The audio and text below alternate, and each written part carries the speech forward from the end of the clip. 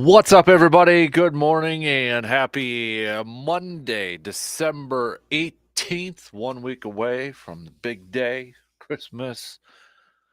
Appreciate you tuning in wherever, however you're tuning in. Hopefully, you all had a good weekend and you're ready to hit up brand new work week. Maybe the final work week for some of you out there before the new year.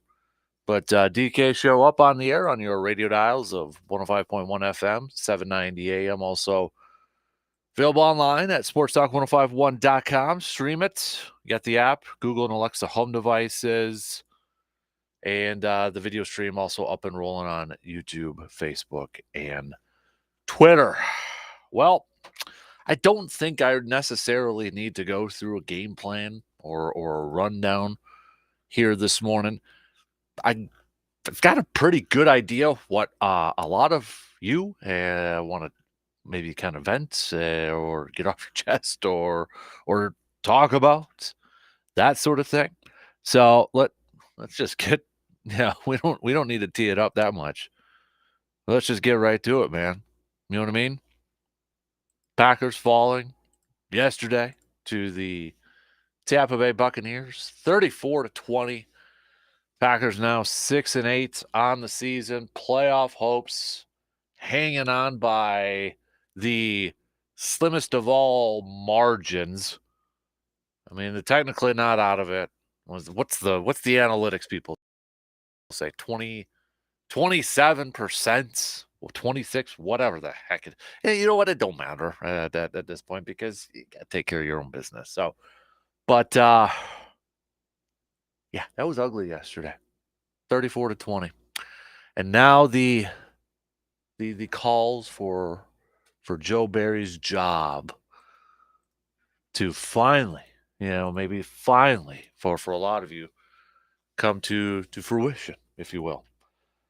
Maybe we'll know something today, whether a decision has been made or not. I would think a decision if Matt LaFleur were to move on from Barry before the end of the season, I would think a decision would have to be made by today, to maybe give your interim coordinator a little bit of a chance to prepare and such. And who that is, I really don't know.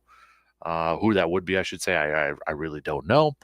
But yeah, this I think a lot of fans probably pointing the finger at the defense and like what the heck was that yesterday? Baker Mayfield, perfect quarterback rating, 381 yards passing, 4 touchdowns, no interceptions, 22 of 28.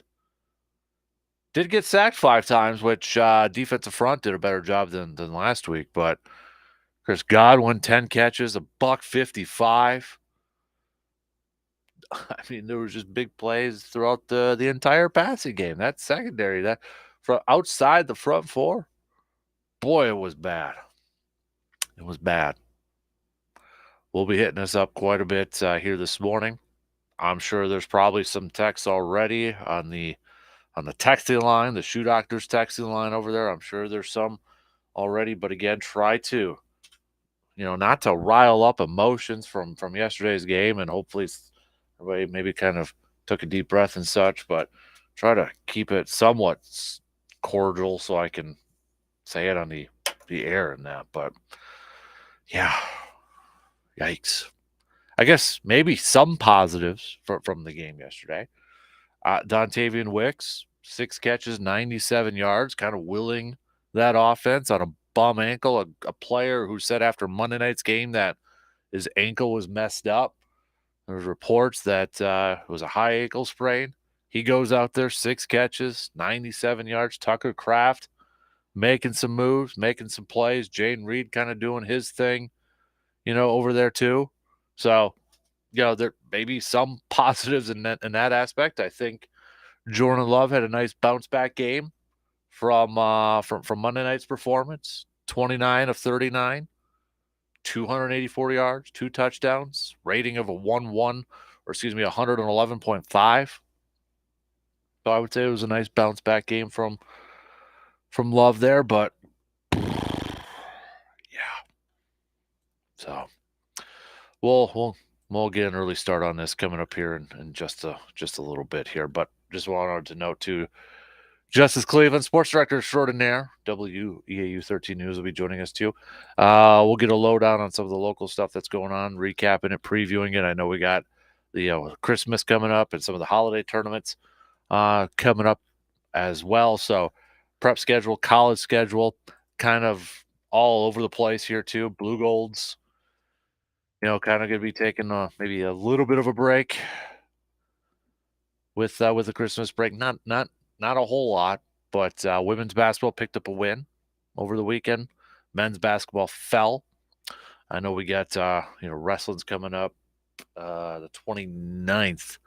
They got weekend full of wrestling. Women's going to be going down to Kentucky for a holiday tournament, women's basketball and such. But Justice will join us to break it all down and such. Bucks picking up a couple wins in a row too. Giannis just continues to etch his name in Bucks history. Now the career leader in Bucks franchise history in rebounds. So Giannis owns franchise records in points, franchise record in rebounds because he got that last night, franchise record in assists, franchise record in blocks. I saw. So I mean, I think it's probably fair to say Giannis will probably have his name on all, if not all, perhaps the main ones up there by when it's all said and done. Yeah. Here we go. Holds the Bucks all-time records in blocks, triple doubles, games, minutes, field goals, free throws made. Put that all on there. He joins Michael Jordan, LeBron James, and Kevin Garnett. So LeBron with the Cavaliers, Kevin Garnett with the Timberwolves, as the only player to lead a franchise in points, rebounds, and assists. Not bad company. Not bad company for the Greek Freak. But Bucks, as we mentioned, a couple wins in a row now for them, and that back-to-back series Saturday against Detroit, Houston on Sunday. They got another game coming up tomorrow against the Spurs. Thursday against Orlando. Again, all at home here for the Bucks before they start a little bit of a road trip coming up here, including a couple games against the New York Knickerbockers, including that Christmas Day game over there too. But Bucks 1.5 back, even with this 4-game winning streak. They're 1.5 back from Boston for first place in the East because right now Boston's gotten a 5-game winning streak going on right now, and they haven't been slowing down here too either. In Philadelphia, right on their heels, they've won 6 in a row. So we'll talk some hoops. We'll mix it up here a little bit later on, and talk a little Bucks. But yeah, going back to even that Pistons game on on Saturday, excuse me. You had Bobby Portis getting 31 points off the bench. So Portis, the talk about calling out maybe some of the players and coaching staffs to be better. Maybe he was talking about himself too. But dude had himself a night. 27 minutes off the bench and putting up 31 points. Damian Lillard also contributed 33. Duds. So who are your studs and duds? Let us know. You can text it to us on that Shoe Doctors bullpen line, 715-830-1912. Studs and duds from the weekend. I know the studs might be a little hard to come by, maybe for some of you, but we'll try our best over there too. So, but hey, let's just get it going and let's pull off the Band-Aid. Let's revisit yesterday's game. Packers falling to the Buccaneers, 34-20. Let's pull off this Band-Aid again. Again, if you got something to say, try to make it a little bit cordial so I can repeat it on the air. But you can let us know. Hit us up with some texts on that Shoe Doctors bullpen line, 715-830-1912. We'll take a quick break, and then we'll get things going here this morning. Will today be the day that the Packers move on from their defensive coordinator, Joe Barry? Let's discuss. Coming up in just a couple minutes.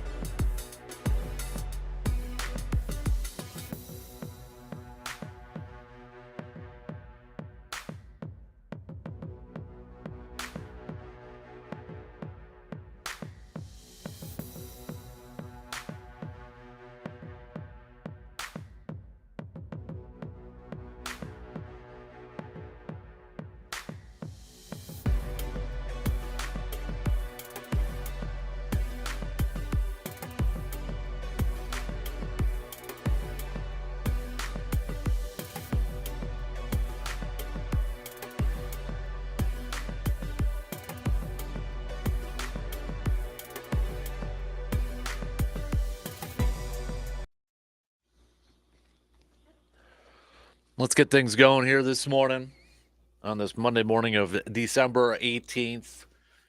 Packers falling to the Tampa Bay Buccaneers 34-20. Baker Mayfield having a career day against this Packers defense, 22 of 28 for 381 yards, an average of 13.6 yards per throw. Perfect. I repeat, perfect quarterback rating. 158.3, four touchdowns, no interceptions, was sacked 5 times, including that one sack deep in their own territory that led to a fumble, turnover, Packers getting that touchdown there. But other than that, Baker Mayfield was perfect, was lights out. Chris Godwin was his favorite target, 10 catches, $155, moving the ball down the field, consistently moving the ball down the field, big plays. Now the question is, a week before Christmas, will Joe Barry get some coal in his stocking? Will the Packers defensive coordinator, I hate to be kind of, cold-hearted and such, but will he be out of a job a week before Christmas? I mean, that's kind of the question that's being thrown out there right now. And before I get into it here, I'll say that I'll preface this. I don't want to see people get fired. I want to see people succeed. I want to see people succeed at every endeavor in life, whether I agree with, in a sports world, coaching wise, whether I agree with their styles or not, if it's a results driven business. And I want my team's coaches to succeed. I want Joe Barry to succeed. I wanted Joe Barry to succeed. I want Matt LaFleur to succeed. Whether I agree with them 100% or not, I want them to succeed because that means they're winning. That means Green Bay is winning, okay? I'm not going to be like Randy Quaid in Major League 2, when they're winning, like, they'll still blow in the playoffs. No, I want people to succeed at their jobs. The thing is, Joe Barry's not succeeding right now at his job. He's not. And I don't want to advocate for people getting fired or people getting let go, but it is a results-driven business. And right now, the results are incredibly bad, especially the last couple of weeks. And the frustrating part of this whole thing has been, you looked at that stretch with like Detroit, Kansas City, and that, and you're like, okay, are they, turning a corner here a little bit? I mean, Joe Barry's stock has kind of been like an EKG the last few weeks, or even this entire season. Up, down, up, down, up, down. It's been all over the place. And right now, it's almost flatline. It ain't good. And I feel like if there was going to be a move to be made by Matt LaFleur, whether he decides to move on from his defensive coordinator or not before the end of the season, it's got to be today. It's got to be on this Monday morning. If not, if we don't hear anything, LaFleur's going to talk to the press today. If we don't hear anything before then, I mean, with 3 games to go, going to keep him. And that might be the other part too, is like, well, there's only 3 games to go. Does that even accomplish anything? And I think the other part in this whole thing too is like, you look at the staff, is like they don't have a natural or an easy choice for an interim coordinator, right? But Matt LaFleur yesterday kept that door open about the possibility of moving on from Joe Barry. When he was asked after the game if he'd consider an in-season change at defensive coordinator, he responded, "Now's not the time for that, to be honest with you." When asked why not, because now's not the time. I'm trying to find solutions, and I've got to go back and take a look at the film. Now, before anybody says typical coach speech, LaFleur could have easily went out and said, "No, we're not making the look of change. We're not, we're not going to entertain that or anything like that." He could have, and he didn't. And that's what's got some people contemplating, wondering, is he really thinking about making a move in these last 3 weeks of the season? Will it save the season? Let's be real. Probably not. It probably won't.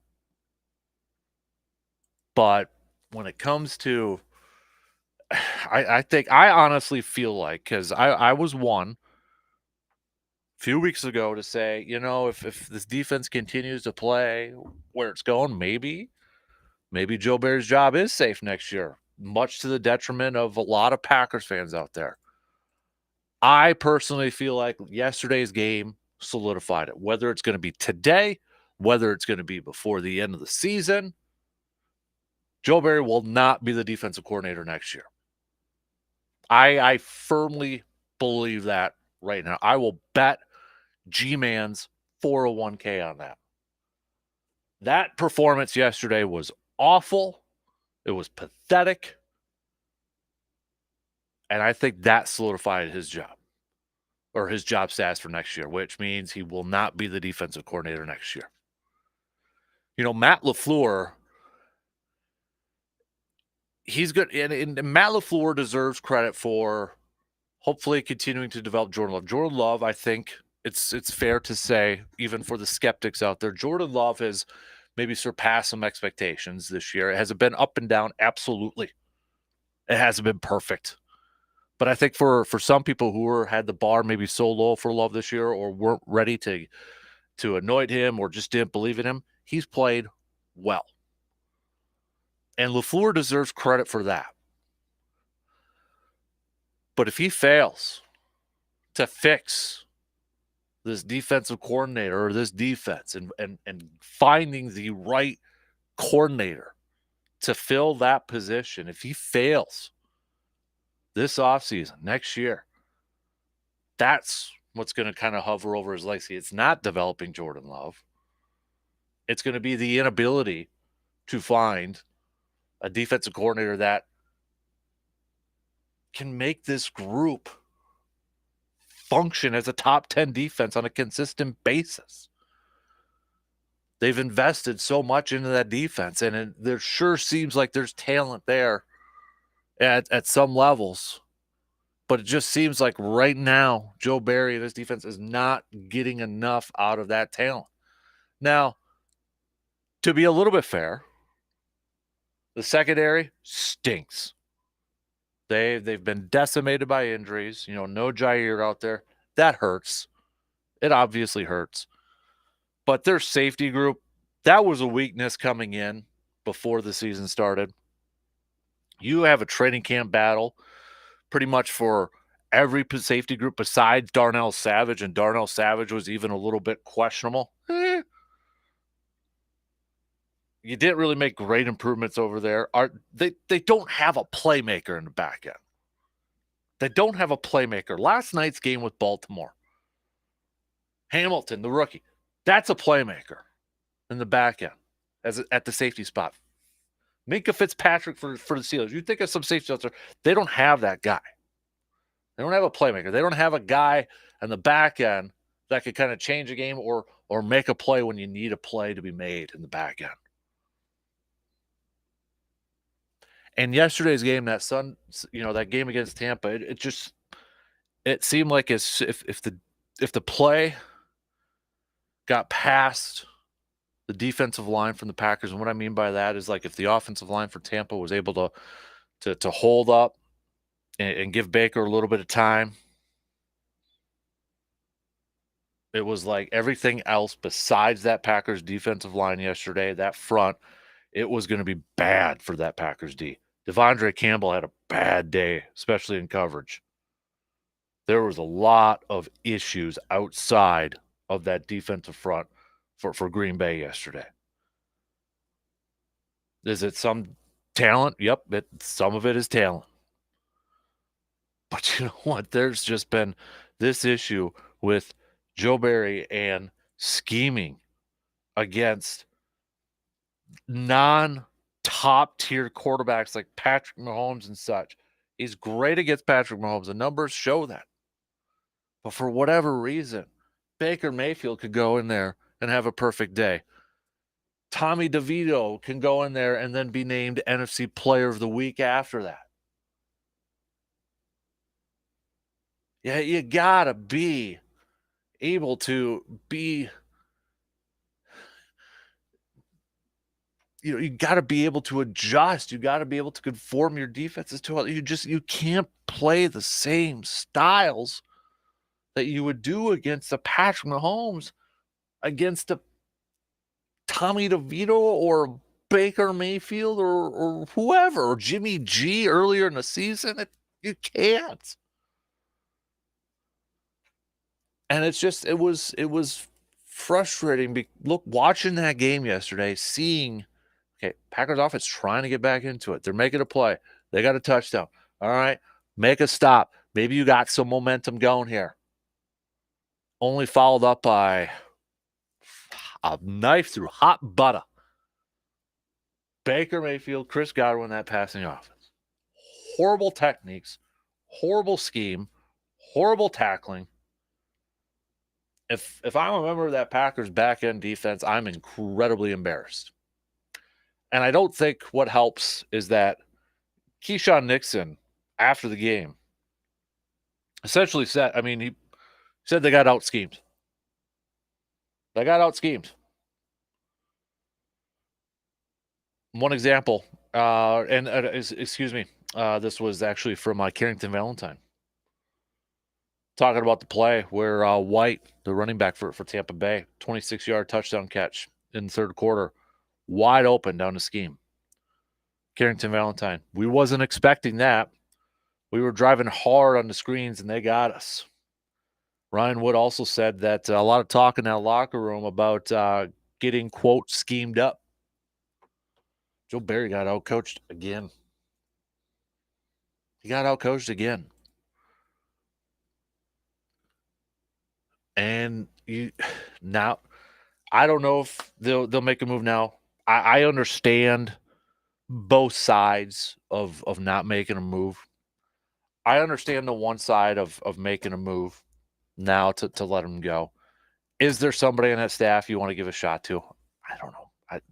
I mean, you look at it, the only assistant coach that has close to any coordinating experience is Jerry Montgomery when he was a co-defensive coordinator at Oklahoma a while back. He's a defensive line coach right now.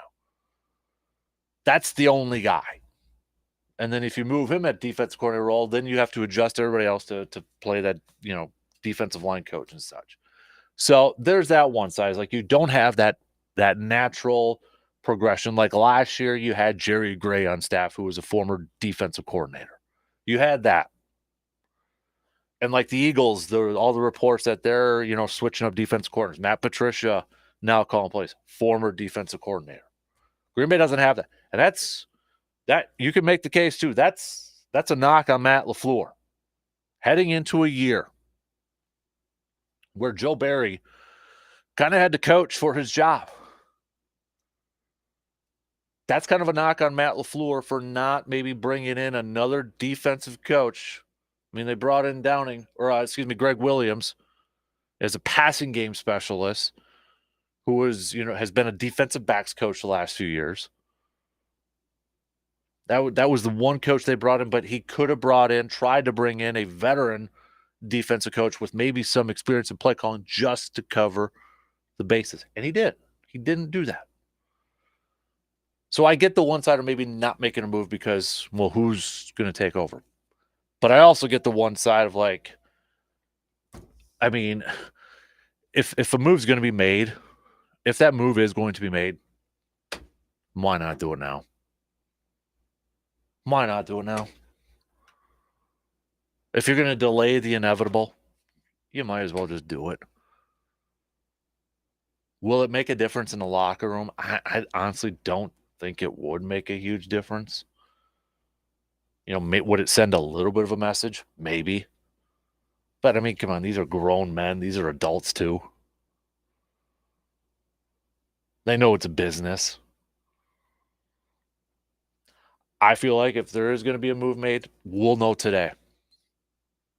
You have to do it today because since you don't have any experience on the rest of your staff from a coordinator's position, you got to give that other dude a lot of time to prepare. And let's be real. I know they just won. But if you are going to make a move, probably not a better game to kind of have your new quote-unquote interim defensive coordinator to prepare for than Carolina, right? The lowly Carolina Panthers. So, I'll go back to I feel like his fate is sealed. Joe Barry's fate is sealed. I feel like that's, whether it's going to be at the end of whether it's going to be now or after the season, he won't be back. I feel more confident about that now than at any point I did during the season. That game yesterday had to have sealed it. And then the question will be, and I know we got plenty of time to kind of answer this question, but it's one thing to say fire so and so, fire so and so, fire so and so. Who are you going to bring in? Who are you going to look at? In Wisconsin, a lot of people are going to want Jimmy Leonhard. That's going to be the first name for a lot of people, even though he's not coordinating a defense this year, just kind of being a quote analyst for Illinois, whatever the heck that means over there. So maybe that'll be back on the list, even though he turned down LaFleur a couple years ago. Maybe Maddie picks up the phone again and has a chit chat with him. Another name I would throw out there, though, if you want a guy that maybe has got some experience coordinating at the NFL level, he was actually another finalist in the Joe Barry sweepstakes when LaFleur hired Joe Barry. If we believe the reports out there that Jimmy Leonhard turned it down, so Jimmy Leonhard was the first pick. Then it was between Joe Barry and a man by the name of Ejiro Evero. He's currently the defensive coordinator for the Carolina Panthers. When he didn't get the Packers job, Nathaniel Hackett hired him as the defensive coordinator for Denver. And last year coordinated a top 10 defense for Denver. This year with Carolina, that lowly Carolina team, Carolina is top 5 in defense. On defense, top 5 in yards allowed per game. I wouldn't mind that. Ejiro's actually spent some time with Green Bay as a quality control coach under Mike McCarthy. He's in his 40s. He's younger. That would be a name I would look at. Maybe with the Giants, with their whole thing about Wink Martindale, is there some issues between him and Brian Daboll? I mean, there will be names floated out there. Names you probably haven't heard of. We haven't heard of. You're like, who? Who's that guy? Where's he coming from? We know the big names out there. We know the shiny names. But there'll be other names floated out there, possibility. When you look at that too, it's like, okay, you kind of look at maybe who are the better defenses out there. Maybe you look at a position coach from over there. I know another name that Packers fans are going to just absolutely love is Al Harris, who currently works with the defensive backs with the Cowboys. That's going to be a name that's just a lot of Packer fans are going to love. For me, I don't give a rip if he's a former Packer or a Wisconsin player or a Wisconsin background. I just want to coach. That's the best darn coach out there. I don't care about sentimental stuff. I don't care about, oh, that's so cool, he's coming back to Green Bay or coming back to... I don't care about that. I just want a freaking defensive coordinator that can do something. That could do something positive with this team. Because I'm getting kind of tired. I don't know about you guys and gals, but I'm kind of getting tired about complaining about defensive coordinators seems like every single season. All over the place. I'm kind of getting tired of it. So, I don't know, man. And there's going to be names floated out there whenever we get to that point in time, but if a move is going to be made, I feel like it has to be today. It has to be today. And if a move is made this morning while we're on, we'll let you know. But if you had to, I'll ask you, if you had to make one or take away one positive thing from yesterday, what would that be? What would that be? I'm going to go with Dontavian Wicks.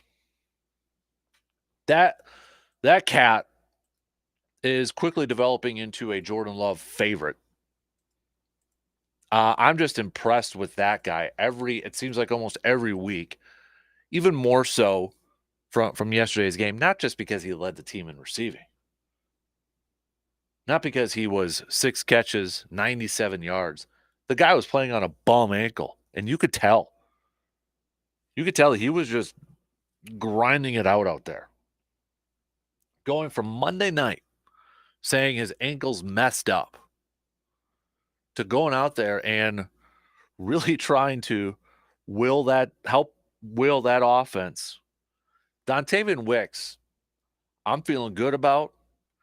I think Tucker Kraft, is he lighting up the stat sheets? No, he's not. He's not putting up Travis Kelce numbers or all pro tight end numbers. But I think, with 3 games left to go in the regular season here, offensively, there's some of these youngsters, these rookies that you got to be feeling pretty good about. Dontavian Wicks, Tucker Kraft, and Jaden Reed, I think are, and I don't want to discount Luke Musgrave, because Luke Musgrave I thought was playing well too, and then the lacerated kidney, him being out. You look at those guys, those rookies, they're looking pretty darn good right now. And I think if there's one positive that we could take away from yesterday's loss, is to see this continued growth from these younger players, from a guy like Dontavian Wicks, Tucker Kraft. Jaden Reed came in with a little bit more hoopla, a little bit more attention, was on the field right away at the beginning of the year. But to see Dontavian and Tucker Kraft now take advantage of his opportunity with Musgrave out, there's some optimism there with this young receiving group. And I honestly feel like, not to get too far ahead with the draft, but I'd be A-okay if Green Bay doesn't draft a receiver or a tight end early on. I was all about the Marvin Harrison Jr. guy. I was like, hey, and honestly, I probably wouldn't be too upset if somehow he went to Green Bay. But right now, seeing these youngsters continue to get better on the offensive side, these receivers and these tight ends, it's exciting to see that. That's the positive I take away. That's the positive I take away from yesterday's game. And Wicks right now, just 31 catches, but 491 yards, 15.8. He's a rookie that yesterday just seemed like he was finding holes in that zone, finding ways to get open. And it sure seems like Jordan Love's got a lot of confidence in him already. And in Tucker Kraft too. Let's continue to mold those youngsters together.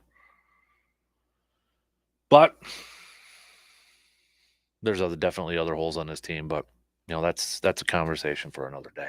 So, all right, let's take a quick break. We'll be back to finish up the first hour after these quick words.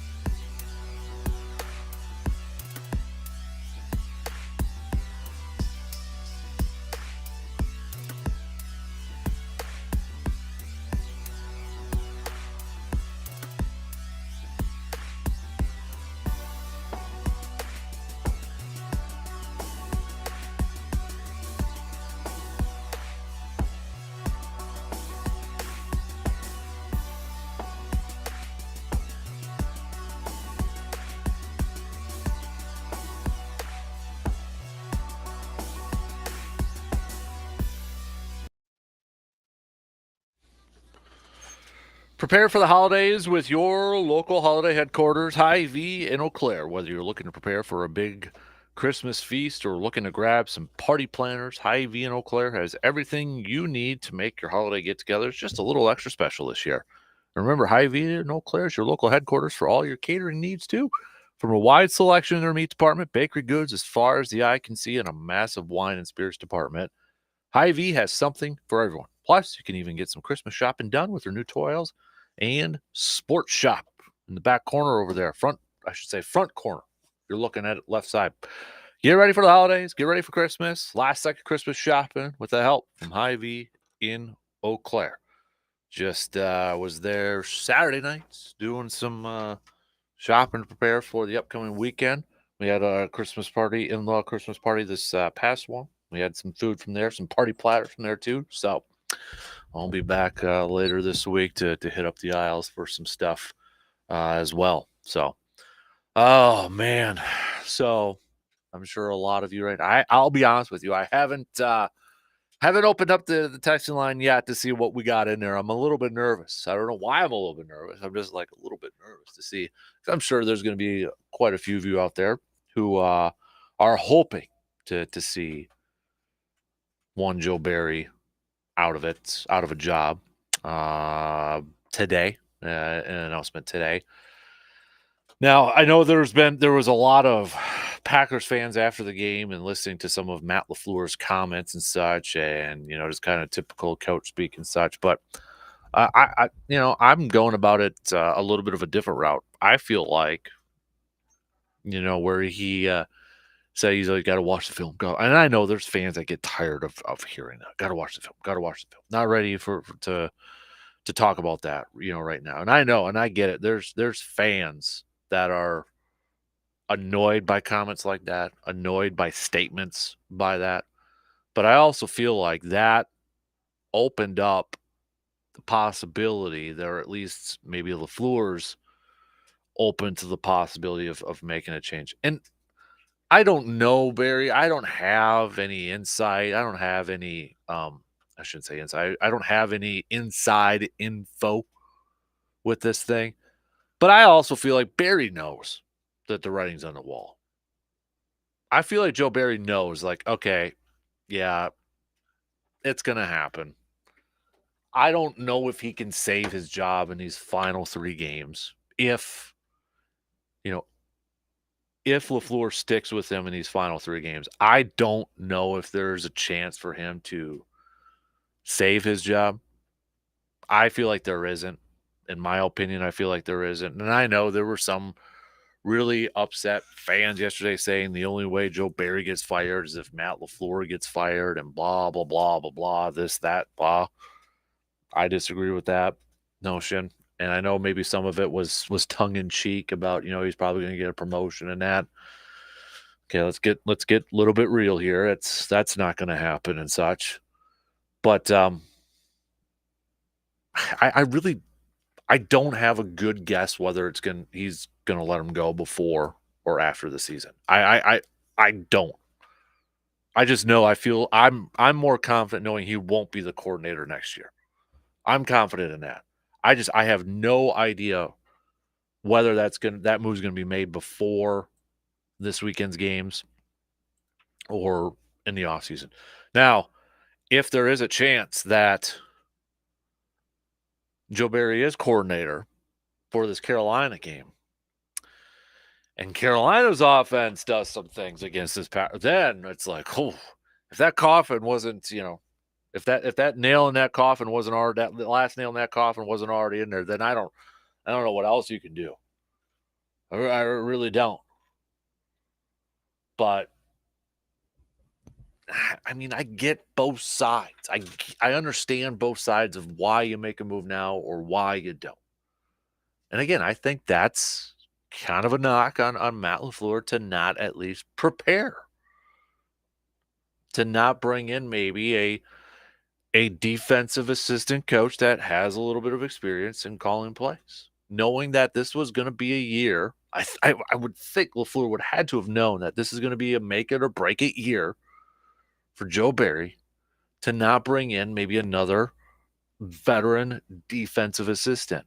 Yes, bringing in Greg Williams, not that Greg Williams of Bountygate, different Greg Williams, who has spent some time as a defensive backs coach the last few years, really kind of a Vance Joseph. He's the current defensive coordinator for Denver right now, former head coach, but he's kind of a Vance Joseph guy because he coached under him for a little bit.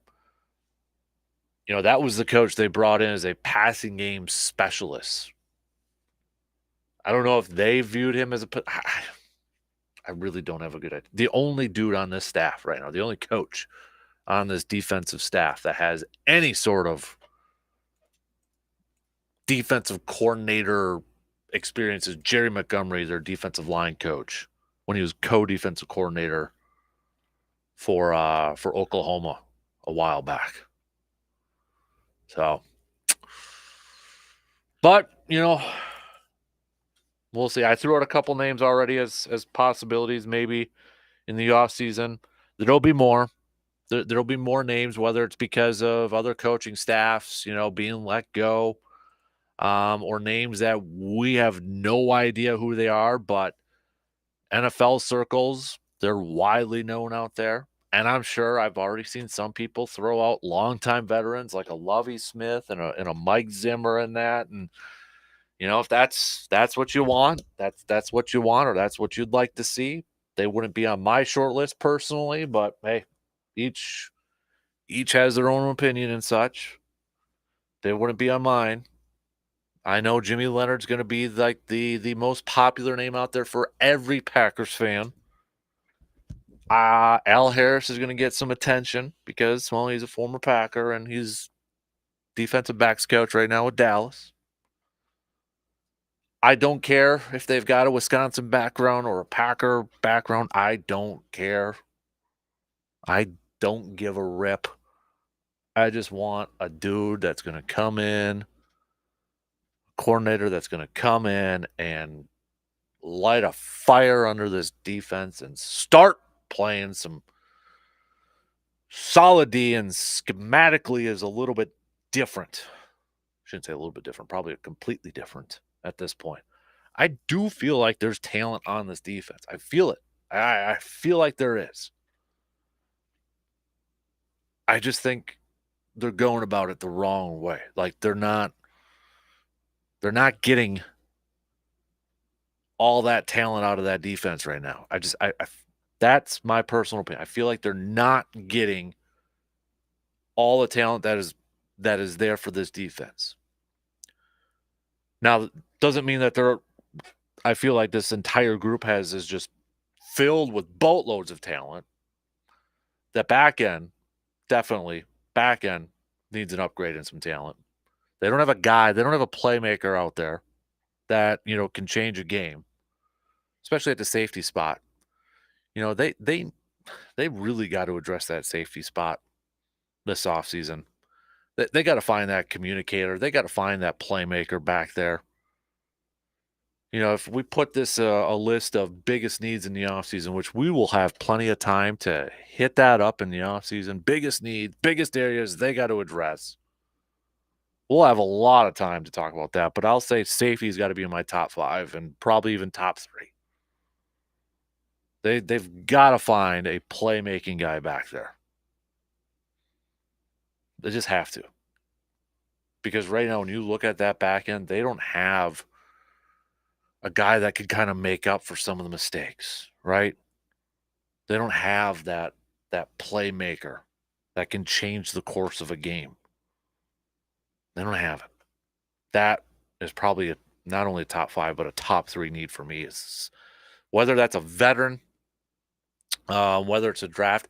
Hell, it might be both. It might be bringing in a veteran and then going in the draft and trying again, like they kind of did with Adrian Amos. They bring him in and then they draft Darnell Savage. But they have got to go out there and find that player. I got to find a few more players too. All right, we got one in. We got a couple more to go here. We should be able to catch up with Justice Cleveland at the bottom end of this hour around 7:30. So we'll get his thoughts and catch up on some of the local stuff. Plus, we've got some Hoops Chat. Bucks riding a little bit of a winning streak right now. We'll talk about that coming up a little bit later on.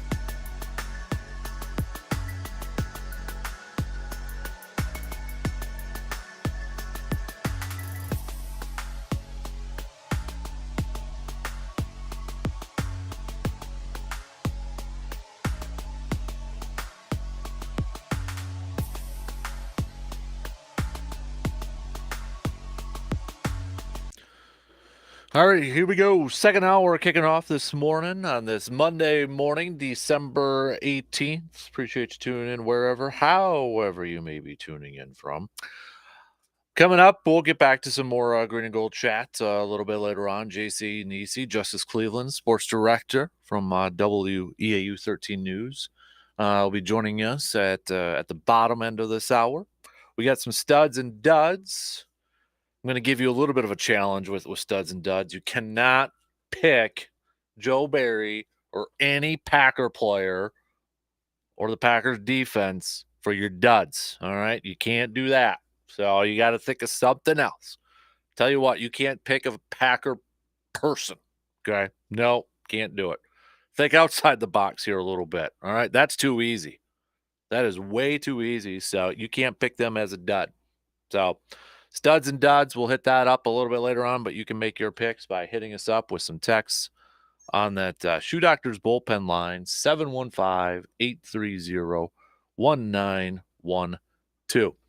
We'll get to some hoops chat. Bucks riding a 4-game winning streak right now. Giannis, etching his name in another Bucks record book. Now the franchise leader in rebounds. He had a little fun on social media after the game on Twitter, tagging Chris Middleton, saying he's now going after the 3 points. Going after 3 points. I don't know if Bucks fans want to see that happening, but it's a joke. I hope nobody took it too serious out there. But you look at some of the records now that Giannis holds for the Bucks franchise. Not too many left for him to accomplish right now. Yeah, I mean, when you join the ranks of guys like Michael Jordan with the Bulls, LeBron James with the Cleveland Cavaliers, which kind of seems weird as Cleveland, but again, it's like I think Brook Lopez is still the all-time leading scorer for the Nets, for crying out loud. But LeBron James with the Cavs, and then Kevin Garnett with the Minnesota Timberwolves. Giannis joins those three as the only player to lead a franchise in points, rebounds, and assists. So, but off day today for the Bucks after they had games Saturday and Sunday. Now they'll take on San Antonio at home tomorrow. Then that Orlando game coming up on Thursday. Orlando was in a little bit of a back and forth with the Bucks for second place in the Eastern Conference standings right now, but they're on a little bit of a I don't want to say downward spiral because that makes it a little bit too dramatic here, but they've dropped down to fourth in the standings because they've lost their last two, and Philadelphia has just won their last 6 in a row. Before we get to all that, though, let's do some sports nuggets of the day here this morning. It was this day in 1961. Actually, 1961 and 62, not bad years for Wilt Chamberlain. 61, Wilt Chamberlain scored 78 points against Los Angeles, and then a year later, he scored 62 points against the St. Louis Hawks. 1983, Wayne Gretzky scored his 100th point of the season. Let's go with 1993. The NFL announced a new 4-year agreement with ABC, ESPN, TNT, and Fox. Fox had taken the NFC Championship game or NFC Championship package from CBS. I think, is that about it? Yeah, I think that's about it. Those are just some of your sports nuggets for this Monday morning, December 18th. The 15th week of the NFL season not completely over. If you still have some hopes of the Packers making the postseason, you got to be an Eagles fan for tonight because it's the Eagles and the Seattle Seahawks in action. When you're looking at the standings right now, and I know there's probably some Packers fans rolling their eyes about playoff chances now at this point in time, but they're still not, technically they're still not out of it, but Green Bay dropped from the 7th seed all the way down to 11 right now. Got Los Angeles that's holding on to that final spot. Then you got the Saints, who are also 7-7. Seattle 6-7. Then Atlanta 6-8, above Green Bay because Atlanta holds that tiebreaker. And you kind of look at it.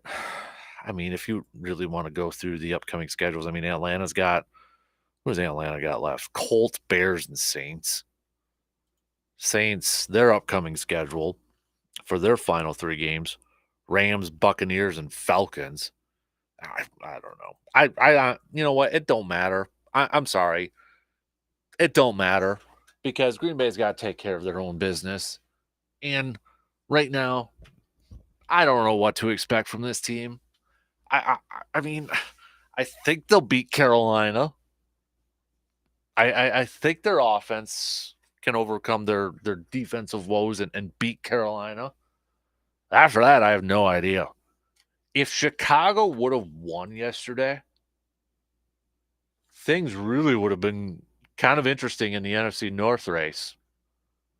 I mean, let's if Chicago would have won yesterday, they'd be 6-8, tied with Green Bay. Say what you want. Chicago has been playing a little bit better as of late. They've been playing a little bit better. I actually saw a poll. It was from a Chicago radio station here. Here's how things are a little bit different now. Now, I don't know if this was full on accurate. Like, it's just one poll out there. But it was it 56, 58%? 56, I believe it was. 56% that voted said that they want their head coach, Matt Eberflus, back next year, which kind of surprised me. I was like, oh, wow. But they've been playing a little bit better. You got to give them credit. And now they got a decision to make with Justin Fields. Do you keep him?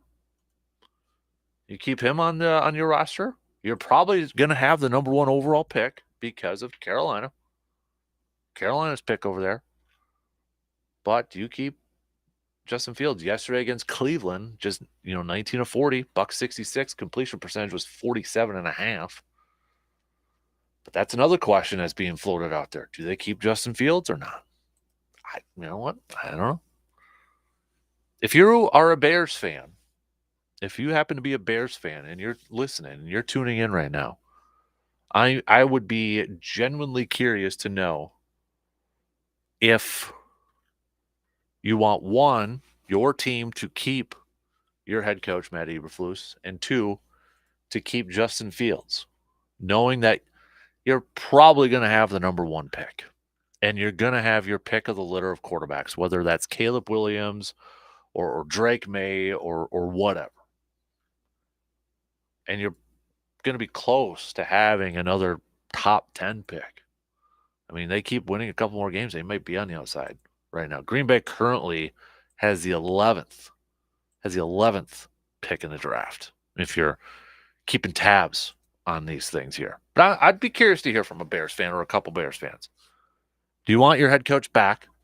You giving him credit for kind of the trend maybe that this team's on right now? And do you want Justin Fields back for next year? So hit me up with a text, 715-830-1912 on that Shoe Doctors bullpen line. But I'll be honest with you, I'm going to that Bears-Packers game, the final game of the year.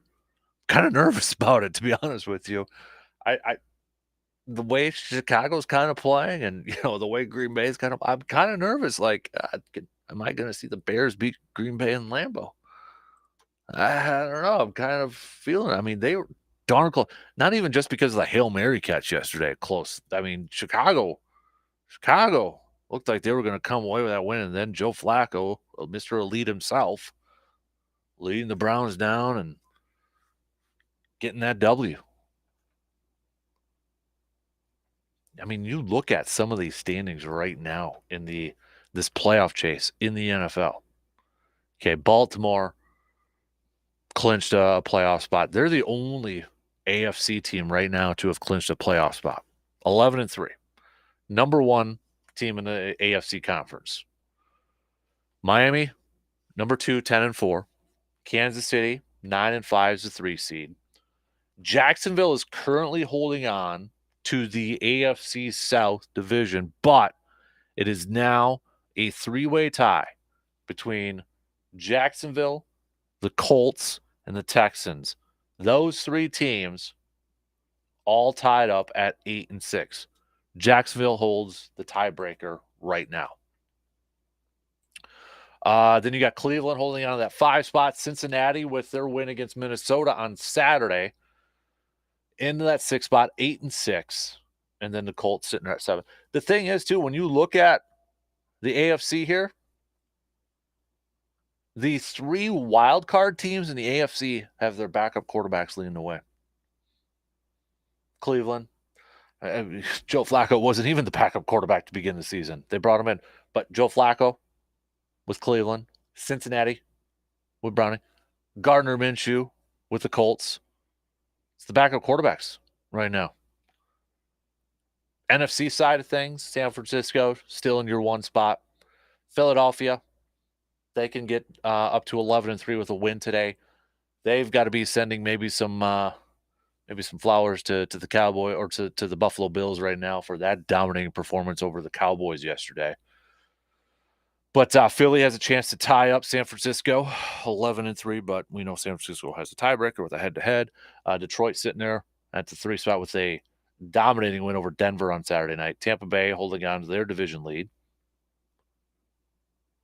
And then Dallas sitting there in that top wild card spot. They've already clinched a spot in the postseason. 3 teams in the NFC have clinched playoff spots. San Francisco clinched their division. Philadelphia and Dallas are your 3 teams in the NFC that have clinched spots. Minnesota at 6, LA, and we went through the rest over there too. But Minnesota with Nick Mullins right now. I mean, they had Dobbs for a little bit there too, Joshua Dobbs, backup quarterback. It's just, yeah. And I think it was Schefter that noted this yesterday. The division leaders. You want to talk about how important the quarterback position is? Division leaders have all had their starters playing every single game, starting quarterback playing every single game. Now, be interesting with Trevor Lawrence going forward. You know, he played on that high ankle sprain, but now he's in concussion protocol. San Francisco, Brock Purdy. Philly with Jalen Hurts. We'll see tonight. I know there was some talk about he's apparently really sick. I feel like he'll give it a go tonight, but you never know. Detroit with Jared Goff. Tampa Bay with Baker Mayfield. Baltimore, Lamar Jackson. Tua with Miami over there. But, man. You know, for Coach of the Year, I just got to say this. I think for Coach of the Year for the NFL, it to me, it's turned a lot into MVP in the NFL, where I feel like it's, you know, Harbaugh might win it with Baltimore, or Shanahan might win it with the 49ers. You have got to, I think right now, if you guys, depending on how these last 3 games go, you know, the names that I would put at the top before these divisions, because we expected the 49ers to be up there. We expected Baltimore to be good. We expected Detroit to be good, to be a division-leading team. No offense, Dan Campbell, but we expected that. I think you've got to put DeMeco Ryans, head coach for the Houston Texans, Shane Steichen for the Colts. You got to put those names at the top of the leaderboard right now for Coach of the Year. They got their teams sitting there 8-6 in the AFC with the possibility of getting into the postseason. I would put DeMeco or Shane above those other guys. They're doing a hell of a job coaching right now. Shane's doing it now with a backup quarterback. He's missed Jonathan Taylor quite a bit, even with the drama of Jonathan Taylor before the season started. DeMeco taking over a franchise that was just in the tank. And he's got a rookie quarterback, C.J. Stroud, probably going to win Offensive Rookie of the Year. They got it done with Case Keenum yesterday because C.J. Stroud couldn't give it a go. I'd put those 2 guys as my leading contenders for Coach of the Year. No doubt about it. That's what I would do. But the Coach of the Year thing, it's kind of turned into an MVP sort of thing. And I know we got 3 more games left to go, but who do you think, because, it's a talking point out there. Who do you think should win MVP and right now, like if the vote were held today, if the vote was held today, who do you think should win MVP in the NFL right now? Because you're hearing, Jalen Hurts. It seems like almost every week the odds have changed. After last week, heading into this weekend's games, it was Dak Prescott. It was like that. It's Dak Prescott. Now I feel like his odds are going to go down a little bit because of what happened in the game yesterday. It's Brock Purdy's odds going to go up. Lamar Jackson's odds going to go up. I'm looking at VegasInsider.com right now. The leader in a lot of this is Brock Purdy. Then it's Lamar Jackson, and then Dak Prescott, and Josh Allen. Josh Allen's got the 4th best odds. His team's not even in the postseason right now. That to me is like, I don't know. Like, I feel like a lot of that is just popularity, name recognition, not to really go hard after Josh Allen, but I mean, we expected him to be a really good player, to be one of the better quarterbacks, right? We expected that. But this year, I mean, 26 touchdown passes, 14 picks, 93.2 quarterback rating. The guy threw for 94 yards yesterday in yesterday's win. Buffalo didn't win because of Josh Allen throwing the football around. I don't know if 4th best odds. I mean, you're telling me that he should have better odds than Christian McCaffrey right now? Or these are just, I hate MVP awards. I hate these voting things. I don't know why it bugs me so much, but come on. Brock Purdy, Lamar Jackson, Dak Prescott, Josh Allen, Jalen Hurts is 5, Patrick Mahomes is 6. Then you get Christian McCaffrey at 7, Tua at 8, and Tyreek Hill at 9. I mean, for crying out loud, Trevor Lawrence is at 10. Now you got Baker Mayfield jumping into this thing. Baker Mayfield jumped up to 12. He is at 12. Thank you again, Joe Barry. Baker Mayfield probably solidified his job as a starter somewhere, whether it's with Tampa Bay next year or somewhere else after yesterday's performance. I mean, he was having a solid season, but I think that really solidified his stance as a starter somewhere. Thank you, Joe. You know what's going to happen, right? Tomorrow or Wednesday, it's Wednesday. Wednesday, when they announce it, Baker Mayfield's going to win NFC Player of the Week. That'll be 2 weeks in a row now. The Packers defense has helped their NFC, helped award the NFC defensive or NFC offensive player of the week. It was Tommy DeVito last week. It's going to be Baker Mayfield, unless somebody goes off tonight between Philly and Seattle. But Baker Mayfield with a perfect quarterback rating and 4 touchdown passes and nearly 400 yards passing, it's going to be Baker. That'll be 2 weeks in a row now. Oh, who cares? I know it's not What's Your Beef Tuesday yet. Got to save some of that for tomorrow for Ray's Place. But all right, coming up in just a few minutes, we'll catch up with Justice Cleveland. I know we got some local stuff to kind of recap and to really look ahead to, especially with some holiday tournaments and such coming up on the schedule. So we'll hit that up. I do want to talk a little hoops to break it up a little bit. Bucks with another win last night. This time against the Houston Rockets. Giannis etching his name into the record books even more for the Bucks franchise. So we'll hit that up.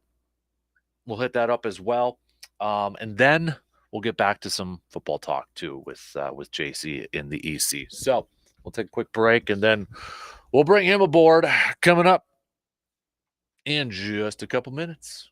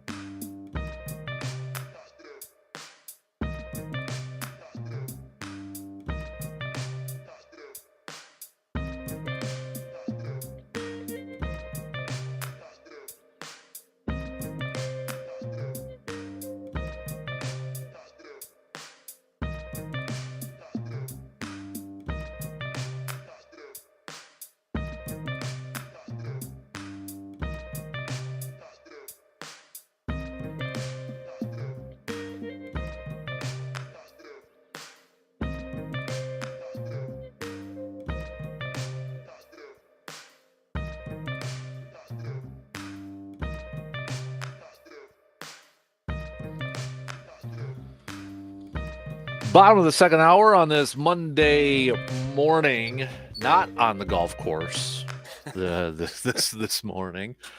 But yeah, it was a few days ago you were out hitting the links in our area too? Yes, first time I've ever golfed in December. Yeah. I always thought if I golfed in December, it'd be somewhere on vacation. Yep. Somewhere. But no, got out there to Princeton Valley and not good old Wisconsin golf course there. So it was just fun to hit live golf. Yeah. I can't say the scoring was anything spectacular, but the greens actually are in good shape. The problem was under the greens, it's froze. Oh. So you get like about an inch and then it's just froze. Yeah. So it was like playing with like AstroTurf on top of a parking lot. Nothing again, and again, this is nothing against the course. They can't do anything about that. Right, it's just, exactly. So your ball would hit, and it just would go up in the air like 10 feet. It was kind of neat. I actually enjoyed it. It was it's a different challenge because you have to play a different style because you can't. For me, it's no problem because I'm not hitting greens anyway that much. So exactly. So good experience. Exactly. Not to get off on too much of a tangent. I love watching the PNC Championship, by the way. Yes. With the family duos out there. It's so great because you see the emotion come out on all the parents. I think Annika Sorenstam, after the way her and her son finished up, like the way she was tearing up because he just had so much fun doing it. Yep. Watching Tiger and his son. Charlie's going to be a player, isn't he? Yeah. Oh my I mean, I almost feel bad because now there's going to be so much attention on him forever. I mean, he's 14 years old. Yeah. He's ripped. He looks like he's be on one. What, he drove a ball 350 or whatever it was, drove the green on that? I'm like, geez. Apparently, technically, he cut the corner, and PJ didn't count that. So it was like 250, nothing against it. Yeah. But still. Yeah, he's driving greens at that age, and he just seems to have a lot of control. So you're right. Under that pressure, I also wonder if it does help that it's Tiger. Yeah. And Tiger's kind of been in that same boat a little bit. And he's probably learned from the mistakes that his dad did too. Also, he's going to have known the spotlight for a long time, so which might make him be able to handle it better. And then you got the Strickers were out there. That was nice to see Izzy and Steve out there getting a chance to compete. And Izzy, I think, is I've seen her play at state a couple of times, win a couple of state titles. Now going to play as well at Wisconsin. So yeah, it's really a cool event. I'm glad that I hope like events like that don't go away because that's really cool. And then Bernhard Langer. How about that? The man wins that Century World for the U.S. Senior Open and then racks up this one. 66 years old. He doesn't look like it, though. No. I mean, he said I remember at the Senior Open, he was like, you don't see it. I still, I have aches and pains. He's like, the knees, golf is not great for your knees. And right. But, I mean, he's just Mr. Consistent. Yep. Yeah, and he'll probably end up playing in one of the major championships because he won the Senior Open. I think he'll get into the U.S. Open. I think so. Yep. So just really cool event. Absolutely. There was there was a line I saw it somewhere, maybe Instagram, because I think Tiger was hanging out with Annika Sorenstam and I think it was Annika's son said that he was nervous on the first tee, and Tiger's like, that's a good thing. That means you care. And I'm like, I always said the same thing. I'm like, all right. Now that Tiger said that, I'm like, okay, I feel better about my reasons why I always get nervous for everything. It's so fun to see Tiger as the coach. Yeah. Too. Yep. And just like the joy that he gets. Yep. Out of being out there and coaching his son. That's and having his daughter caddy for him in this one too. So just a family event. And it shows you the after kind of all the ugliness of golf we've seen the last couple of weeks, that's really one of the great things about golf right there. Yep, absolutely. I mean, there was it when what was the clip? Was it when Charlie chipped it in or something like that? And then just the beaming face of Tiger after that. Like, just laughing like, of course. Yep. I think he laughs just because he sees the reaction. He's like, oh man. Yep. This is probably what his dad Earl felt. Yeah. Even in the pressers, like when Charlie's like, yeah, we drove the ball well, we just really sucked at putting and we'll probably be at, the putting green early. And Tiger's like, summed it up. So, no, I always love that event too. That's always fun to watch. Yeah, really cool. Might have been the highlight of the weekend. Really fun stuff out there. Let's just say, there's not a lot of people happy with Joe Barry right now. JC. I honestly don't know if LaFleur is going to make a switch at this point in time. We talked about it all morning, but we were talking a little bit off the air too. I mean, I understand both sides. I feel like the writing's on the wall. I feel like that he's not back next year. I'd be willing to bet G-Man's 401k. Oh wow! I feel like. Are you sure about all this? Because I mean, we had Dom Capers survived. Many years.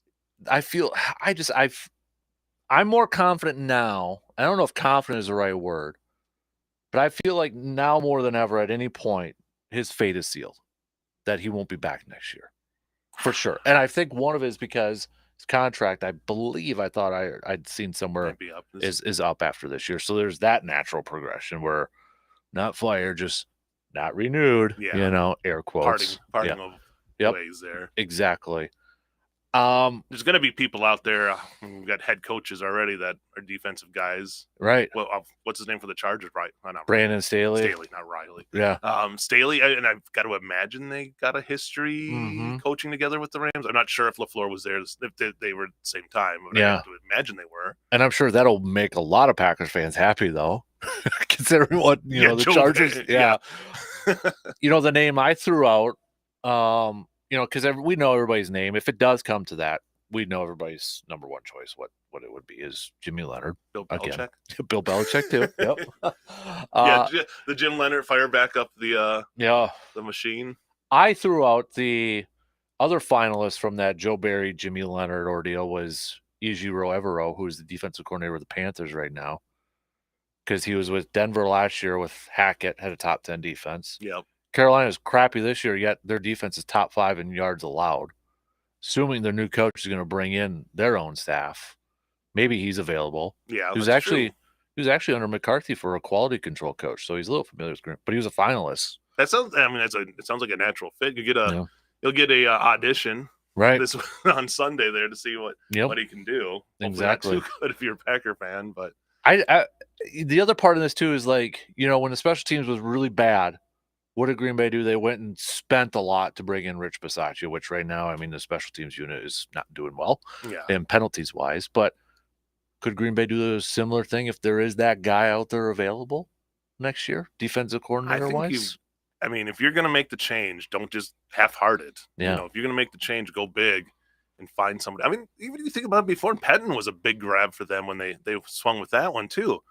So, yeah, I think you go out there and if you do make the change, you go out there and find somebody that you think can really almost be a co-head coach and really do a good job. I just don't know if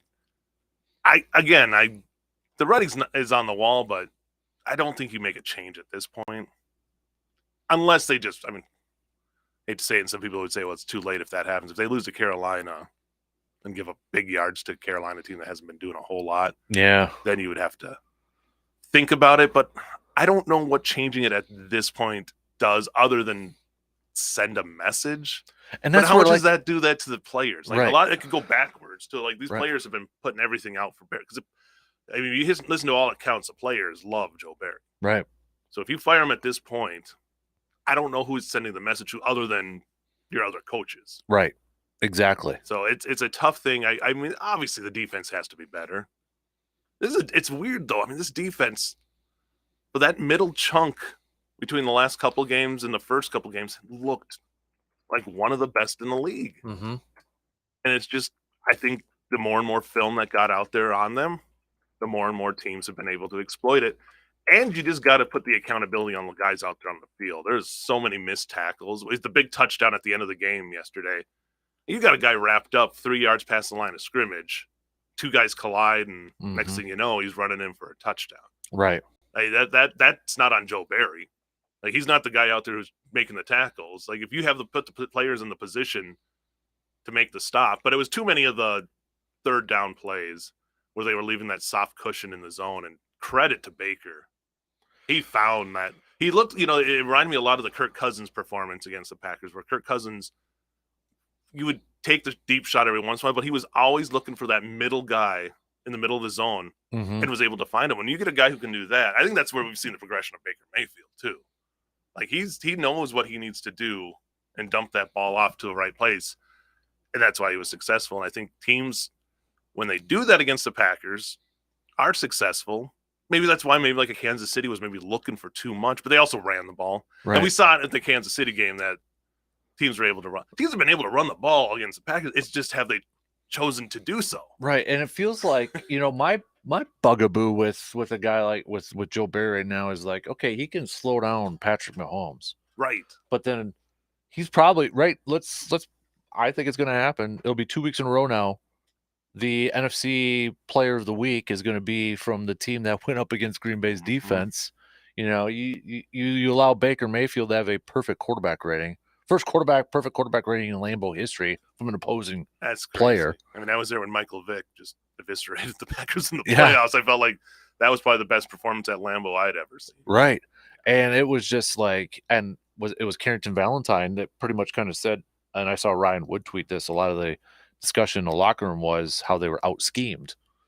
And that's what you don't want to hear. Right. Yeah. Especially if you're Matt LaFleur. Right. And, Carrington Valentine said, the one play was to the running back who had a 26-yard touchdown. He's like, we weren't ready for that. We were preparing to always hit hard on the screens, and they had seen nothing like, so that's kind of going to the out-schemed part of it. And once you have players saying that, it's like, oh boy. And no one could match up with Mike Evans. No. I mean, we are probably, Mike Evans floats so far under the radar. I think him and like Keenan Allen are the guys that have just been. When you have 1,000 yards every single season of your career. How do you fly under the radar? Yeah. But he does. He does, 100%. 92 total touchdows in his career too. And how many quarterbacks has he had? Exactly. He had Tom Brady, obviously, for a couple years, but it's been just Jameis Winston, Baker Mayfield, those guys. So that just tells you, I mean, how much I think the respect factor needs to be for him, and just probably the route running. Mm-hmm. That's the biggest thing when you're gonna have different quarterbacks. But if you're in the spot where you need to be, I think that's Mike Evans. But yeah, I mean, defensively, I don't know. It just it looked soft. It looked like you just were the old bend don't break, except when they're breaking you. Yeah, it looks really bad. It felt like the up front. I mean, they got 5 sacks on Baker. Yeah, it felt like up front, it was fine. But as soon as the play moved behind past the front 4, front 7, whatever, and I'm talking like the inside linebackers in the secondary, it was awful after that. Yeah. Like as soon as if that front couldn't get home, it was a win for Tampa. Yeah. They weren't staying with anybody out there in the flat. They couldn't. Yeah. I don't know if it's just, this, like you said, the scheme of there just being enough holes that they could exploit it. But that's been a major issue. I mean, obviously your defensive backs aren't who you want. You started the season penciling in. These are a lot of guys that were your backups are out there, but it's the NFL. Yeah. That's how it goes. And then I don't know, Devondre Campbell. Yeah. He's not at the level that he was a couple years ago. He's an all-pro. One of the first all-pros in how many years? Since maybe Ray Nitschke or Clay Matthews or whatever it was. I mean, it was, and it hasn't translated. And it's almost been like a lot of those guys past the line, because I think the line guys are still, like the Rashawn Garys are still doing all they can. Right.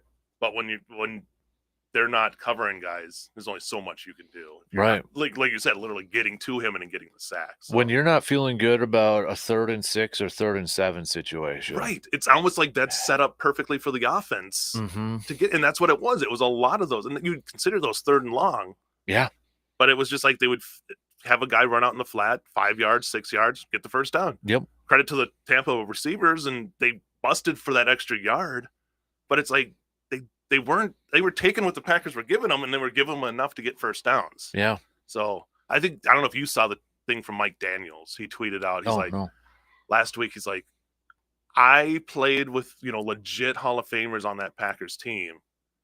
Just great guys, but how come Green Bay has never been able to get to that elite level of defense in the last, I'd go back since the Super Bowl wins in the 90s, the Super Bowl win in the 90s, like the Reggie White, Sean Jones era. Yeah. Like, how come they haven't been able to get back to that level? I mean, you look at the number of draft picks that have been spent on defensive players in the last 20 years. Yep. And they just haven't been able to get there. Obviously, they won a Super Bowl. Obviously, they've been in the playoffs a lot. But they've never had that Ravens, like Bears defense that people are like, oh, remember the 2013 Packers? I think if you do, you probably remember, Dom Capers' watch going on then. So it's just like, what has not been clicking with Packers defenses to get to that next level with the amount of draft capital they've spent on it? So it's a good question. Mm-hmm. What has it? Not many of these first rounders have panned out to be superstars, especially when you see a lot of those top defenses. I mean, you look at the roster and you're like, who? Like if you're watching the Ravens, and I get it, you're going to pay more attention to your team than maybe the Ravens or something like that. But, you look at a lot of those, especially like the 49ers. The 49ers, to me, how many defensive coordinators have they gone through? And it's like they haven't missed a step. right? Robert Saleh, D'Amico Ryans, who's doing a fantastic job now in Houston. You bring in Steve Wilkes, who is a former defensive coordinator, but they're still a really good unit over there. Yeah. They haven't really lost a step. Is that the culture that's there? Is it, the talent? I think it's a mixture of both. It just fits so well over there. And it's been so weird. Have they spent so much capital on defensive backs? I mean, you look at that haven't panned out to be what they thought they were going to be. Jair, when he's on the field, is one of the best in the league. Mm-hmm. Fortunately, he hasn't been able to be on the field. I mean, what are we thinking of like Darnell Savage at this point in his career? And then you just go in the mid-aughts there. I mean, teens, I don't know what it's called. But the last 10, 15 years, like how many of those guys just fizzled quickly? Yeah. The Jair one, I know there's fans saying they want him out now, to trade him and that. And it's like, first of all, it's easy to say trade. Right. You look at it, it would cost more for the Packers to trade him than keep him next year. You don't trade a shutdown corner. I'm sorry if he's not been on the field, but when he's out there, 27. I looked at this yesterday. $27 million dead cap hit if you trade Jair Alexander for next year's. You're only making your defense worse. Mm-hmm. You think you're gonna trade him and get something better than Jair Alexander right away? Right. I don't think you are. I don't. I mean, I get it. I don't think people like him because just his personality. Mm-hmm. He's out there. He talks. Yep. Isn't on the field. That's probably what the big thing is. He's been talking a lot, but you don't see him on the field. But again, get him healthy, get him on the field. And we were talking a couple last year about how much of a shutdown cornerback he is. Mm-hmm. So I don't think you trade it because your defense isn't getting better by getting rid of Jair Alexander. Right. That's just my opinion. I don't think you can trade a guy like that and think that's going to improve your team. Especially, for me, I look at like if they move on from Campbell, I'd be intrigued about Mike McDuffie. I think McDuffie has played well enough to maybe earn some more reps a little bit there. But you also have a Quay Walker that's next to him, sort of thing. And Campbell, I think this year has just kind of really dropped down in terms of production. I mean, he got injured right away, and who knows how much that has been a factor of his play. And I feel like at corner, you need to play a little bit of swag. Yeah. With that mindset that Jair has. I think it's pretty evident Carrington Valentine has that same mindset as Jair Alexander out there. You're going to get burned, talking. You're going to get burned. You're not going to be perfect. But I feel like you need that mindset to play corner. It's got to be it's a confidence issue. And it's like wide receiver. It's, you got to match confidence with confidence. And once you lose that confidence, we can see it in both ways. We've seen it a lot with D-backs, and we've seen a lot with wide receivers. Mm-hmm. You lose that confidence, and you get in trouble. It's a mind game out there, definitely. Yep, exactly. So I want Jair around. I still want him. I know there's frustrations with the shoulder issue and that, but I mean, if he can't go, he can't go, I guess, right? I think the interesting part is that they never put him on IR. Right. I think if he would have been on IR, people wouldn't be thinking about this because then every week you're hearing about the chance of him playing. Mm-hmm.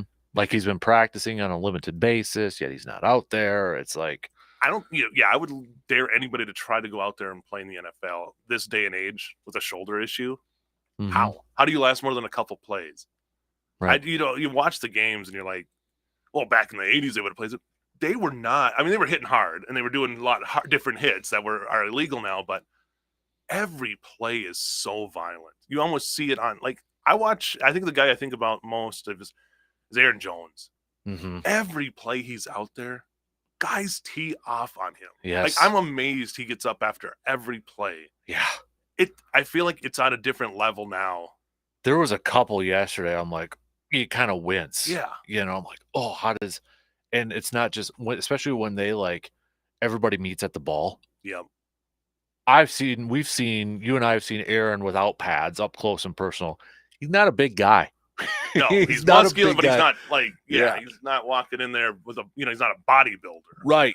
I mean, we're both taller than him too. So add a few 300-pound guys on it. I'm like, how the heck that guy, It is just, like I said, it's an amazing that these guys are able to get up. That's why I always I'm amazed by the guys like a Deebo Samuel who are doing like the receiver and running back thing. And but you have to be built so just solid to be able to do something like that. So like I say, back to my point, is like with Jair, how are you supposed to have a guy out there playing cornerback, stepping up, trying to stop the run if he has to, with a shoulder that he can't hit somebody with? It's going to be a factor.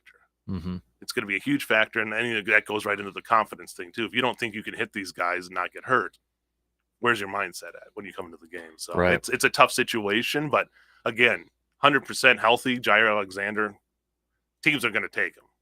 Yeah, and like you said, with a dead cap hit, why would you keep him for at least another year, right? And see what he can do next. If it works, then you might sign him. If not, he walks. But it doesn't make sense to get rid of him. Yeah, especially I think when you look at that depth, I think it's still up in the air about Eric Stokes at this point too. Right, and again, this is where it comes to like how much capital has been spent on these guys, and they're just not getting. I think there's been hits of obviously Clay Matthews, Nick Collins, Rashawn Gary. I mean, these are guys who are doing. If I'm missing anybody, Kenny Clark, maybe. Kenny Clark, yeah. Those guys are panning out. The problem has been getting enough of those guys together to be an elite defense, and they just have not had that in the last 20, 25 years, really, since Fritz Schirmer.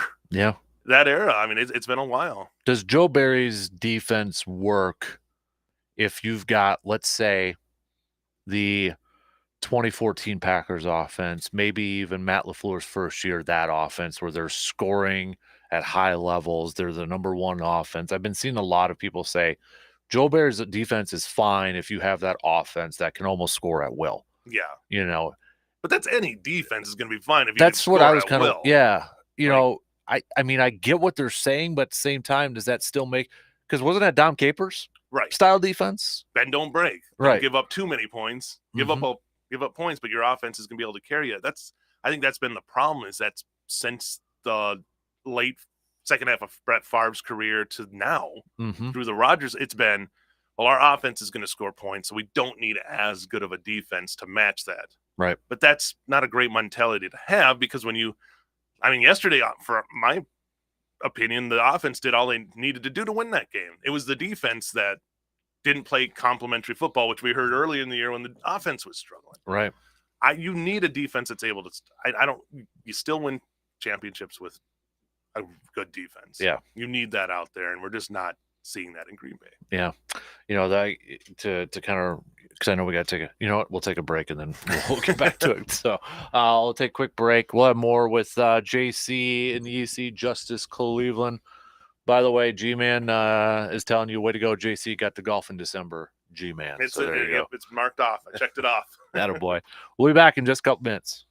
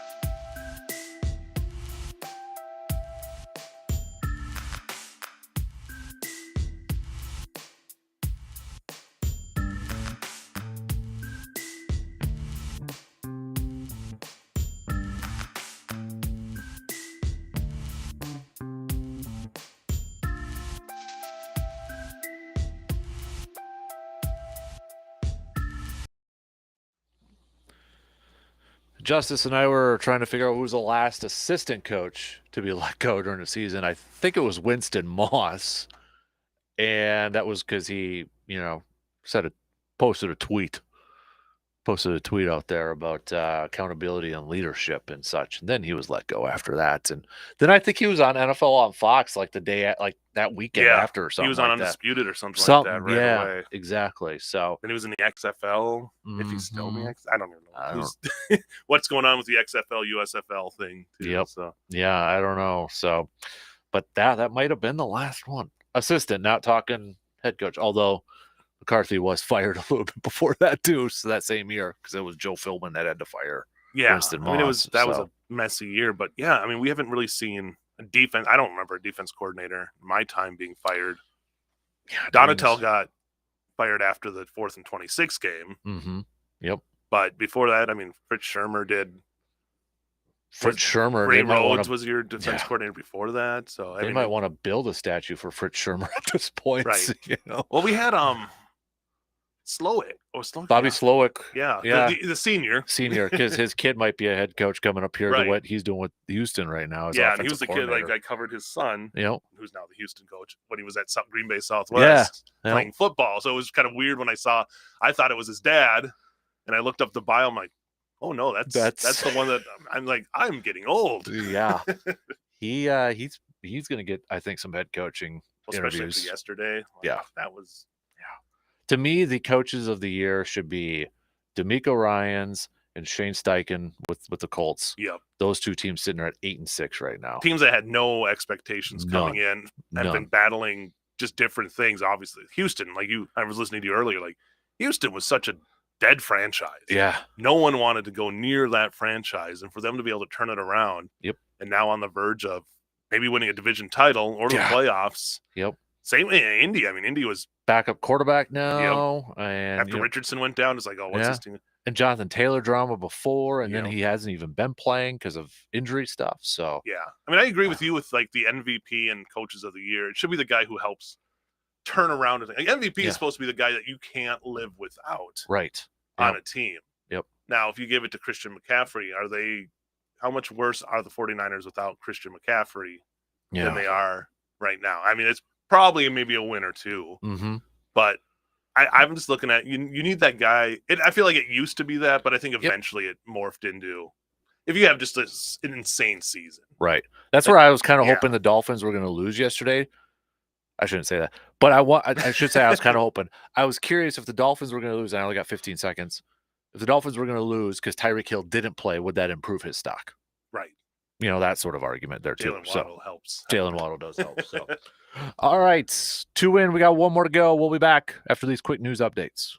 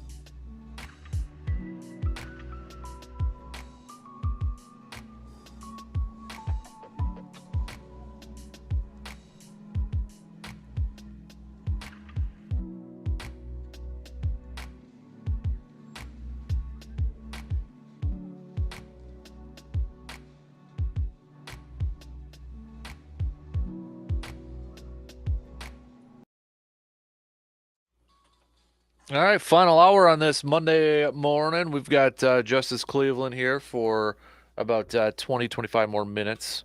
Because I do want to catch up on some of the local stuff, and I know it's like holiday tournaments are coming up here, and Blue Gold's on a little bit of a break now because, well, they had, is it finals week now? I know they had graduation this past weekend. So they played a game this past weekend. I know the men lost, women won. Yep. So yeah, and now it's kind of a little bit of a lull here for most of your college sports. Even like the Badgers got a game this week against Chicago State, but yeah, pretty much not much else happening that way collegiately. How about the Tommies making it close to with Marquette? Yes, that was as close as I was very surprised. It was funny because we used to, two of my former, Bob Gallagher, the Marquette guy, but Andrew Lovelet was a St. Thomas guy. Mike Cianciola was a Marquette guy. So a lot of familiarity with those two programs.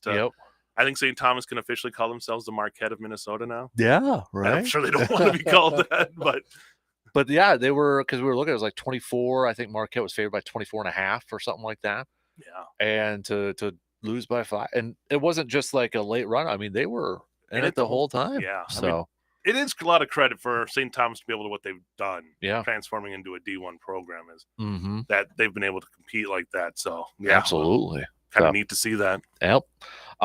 So, and I know high school wise, we got some holiday stuff coming up here, but really quick, I want to go back to Green Bay for one thing. So I wanted to ask you this last hour, but ran out of time. If there is a positive that we can take away from yesterday, is it the offense? Is it like Dontavian Wicks to me is the guy who really stood out yesterday. Yeah. Monday night after the game, he's telling reporters his ankle's messed up. He was told it was a high ankle sprain. I didn't think he was going to play. Then he practices, and you could tell he was still dealing with it. After a couple plays, he's on the sideline limping around. 6 catches, 97 yards. It sure seems like he has instantly developed into a go-to guy for Jordan Love, he trusts. He's got that dog in him, right? But him, Tucker Kraft taking advantage of his opportunity. Jane Reed's been doing it kind of all season long now. Not to be all moral victory, but for a season, if we rewind it at the beginning, unknown at quarterback, a lot of young rookies at the receiving options. You kind of feel good about, at least I feel good about those guys right now. And the injuries that they've dealt everywhere on that offensive side of the ball, from the offensive line, losing Bakhtiari, never really having Bakhtiari, honestly, this whole year. Right. Elton Jenkins battling injury. Then you go to your running backs. Yep. Darren Jones battling injury. You lose A.J. Dillon this last game, who's been the solid rock in there every week. Tight ends lose guys right away. Yep. It's been amazing how they've been able to fill those gaps with these players, and they've all stepped up. I mean, obviously you didn't get the win, you didn't score enough points to win, but you put the team in position to win yesterday. And I think that's one thing that coming out of this game, we're not really talking about the offense, which early in the season, obviously we were, because they couldn't score in the first half and all that stuff. Right. I think they put themselves in a position to win that game yesterday. It just wasn't complimentary football by the defense. Because I think the way the defense was playing, it changes what you want to do on offense, right? They have to score. Right. It's almost the opposite. It's basically the opposite of what it was earlier in the season, where the defense thought they had to play perfect to get a win because the offense wasn't doing it. It was completely opposite way. It's like the offense is going out there watching Baker go down there, another score. Okay, get out here. We got to be perfect, guys, or we're going to keep falling behind. And even when the Packers going into the fourth quarter trailing by 10, you still feel like they have a chance. Right. I didn't even think in that fourth quarter until the very end, when they just didn't have any bullets left in the chamber kind of thing. Right. You still thought they had a chance, and it just didn't pan out. But yeah, I think the progression and the growth on that side has been fun to see. Yep.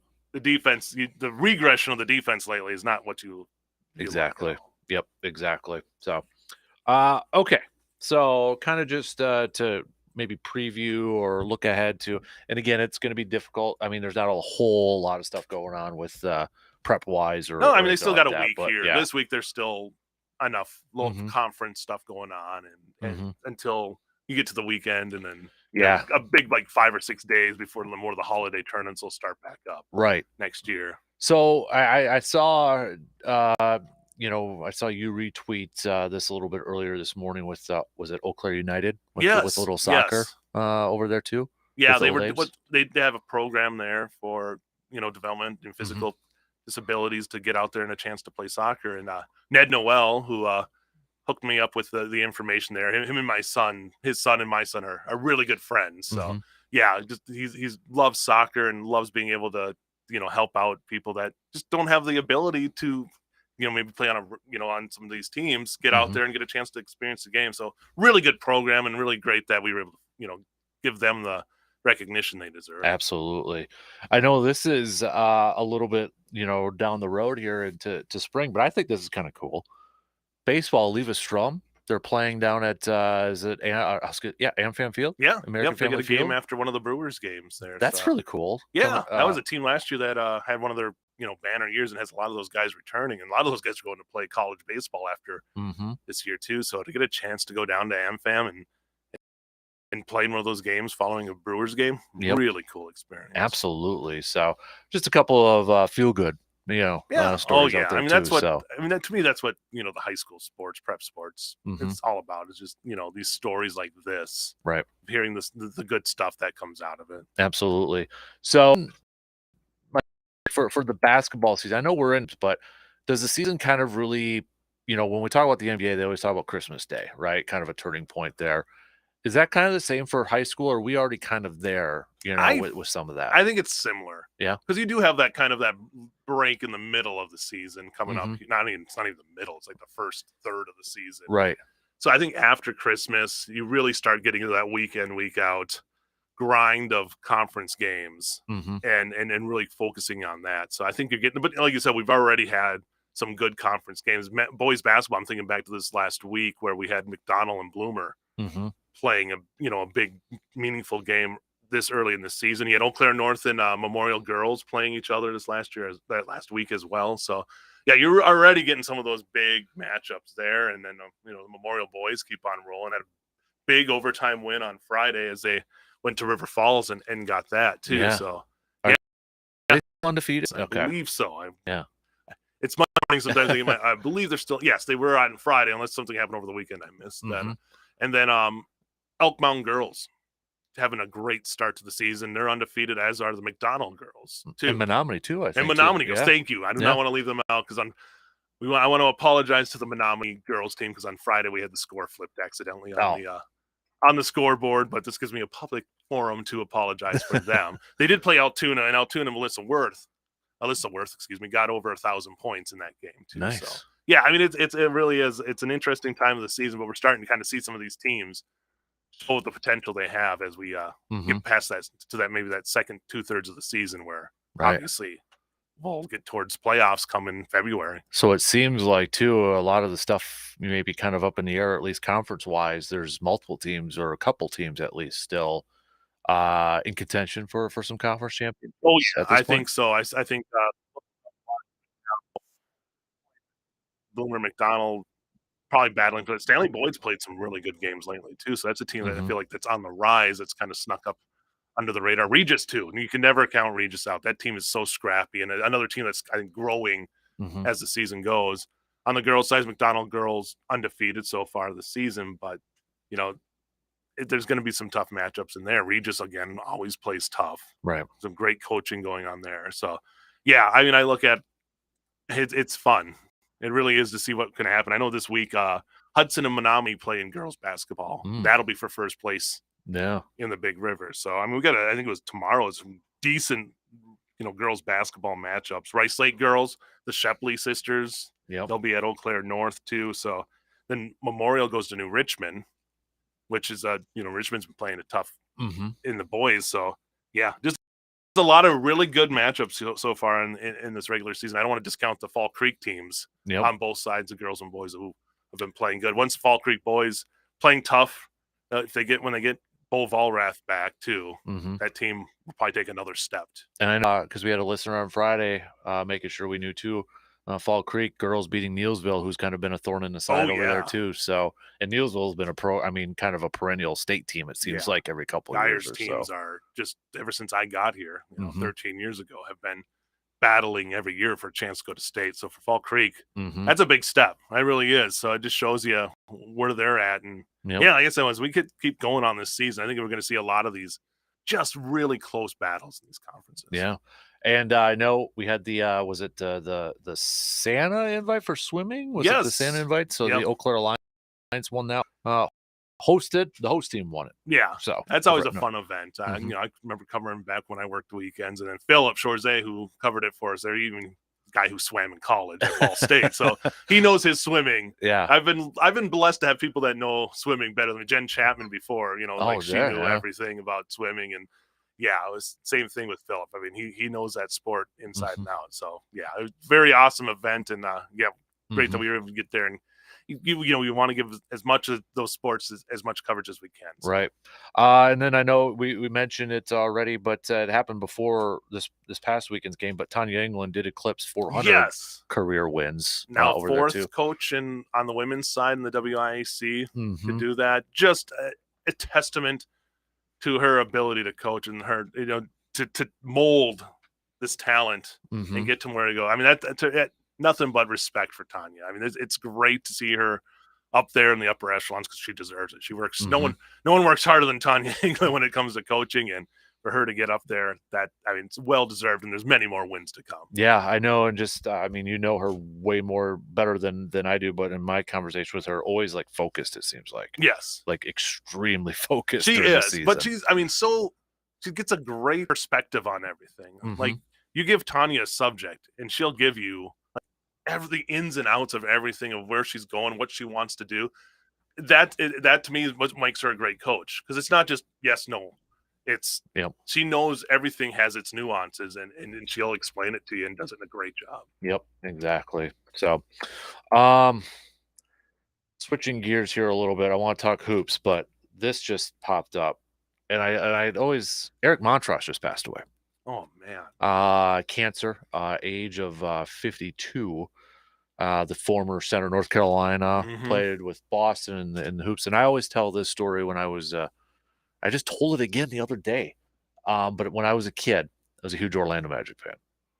And I never wanted to play. I always wanted to be a general manager. You know, when you're a kid, what do you want to be when you grow up? And I wanted to be a general manager. And I remember I wrote a letter to the Orlando Magic. I can still picture it. It was on one of those little notepads too. Those old school little ones, not even a full one. I was not a Ronnie Cycli fan when he came in to replace Shaq for the Magic. I proposed a trade how they should acquire Eric Montross. Nice. I never got a response back, but that's my Eric Montross story. I never met the guy or talked to him. I was like, I wrote a letter to the Magic. I'm like, go get Eric Montross. Yeah, people don't know. I mean, how huge of a college basketball player he was. One of the, you think back to the Leitner days and stuff like that with those teams, like the Duke teams. Well, Montross in his era was just as big. He was the biggest name, one of the biggest names in college basketball at that time. So.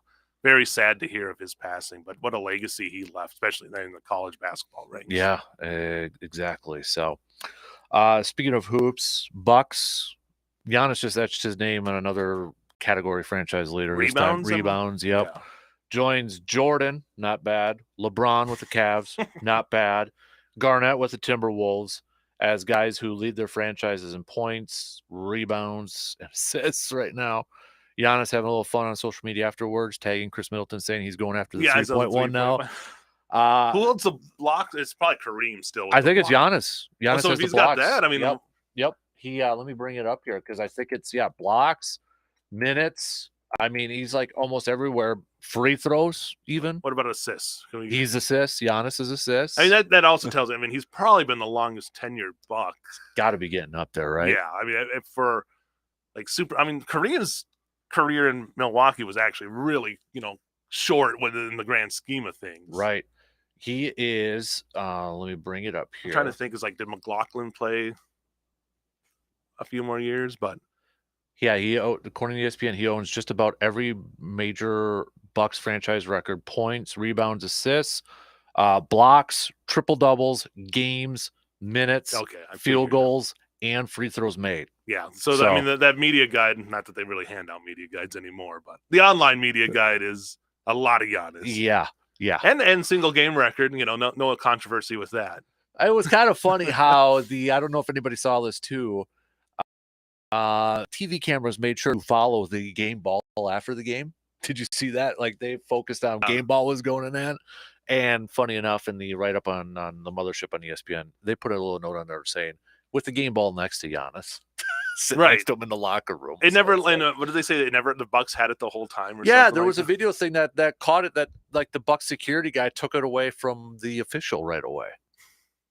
Like that reaction surprised me a little bit. How I haven't seen Giannis that fired up. I mean, it was maybe since he punched Mike Dunleavy in 2015 in that playoff game. I mean, it made for some fun TV. I mean, now we're looking back on it because nothing really ended up escalating. Thank goodness about it. But right, I mean, it's made for a decent rivalry now with the Pacers and Bucks. So the Midwest rivalry that everybody has been clamoring for that we've never really had. So yeah, I think it added some spice with the Bucks. We're talking about teams not playing defense. Yeah. And just hoping that they score 130 every night. Mm-hmm. Which is, you bring in Adrian Griffin, who's supposed to be a defensive-minded head coach. Yet and I think to rewind it, when Terry Stotts left a week before, you're kind of like, where's their offense going to come from? Well, that hasn't been the issue so far. So. I mean, what was it on this Friday night or when they scored 149 points and had four guys score over 20? Yeah, and then Bobby has 31 off the bench on Saturday. Right. Yeah. To me, that's crazy. A 31-point performance off the bench. But we even saw that with the T-Wolves. Nas Reed had 27 points last week off the bench too. So when you're playing that kind of, it's almost the Showtime offense that you're going to have this opportunity for guys that you don't expect to have big nights. It's just when you don't play. It's when you struggle from shooting and the other teams aren't getting stopped. Right. That's when it's going to look ugly. And I think we saw that with the Pacers in the in-season tournament, where it's like, okay, but you need at some point to try to lock down. Now, can you develop that? Would it be great to Rocky switch to go lefty during the match or something like that, and all of a sudden you're a lockdown defense in the playoffs? But I don't know. It's going to be interesting to see how this all plays out, because I think Bucks aren't unique. There's a lot of teams in the NBA right now that play that same style. Right. So exactly, it's just what can you do when it comes to games that matter for elimination.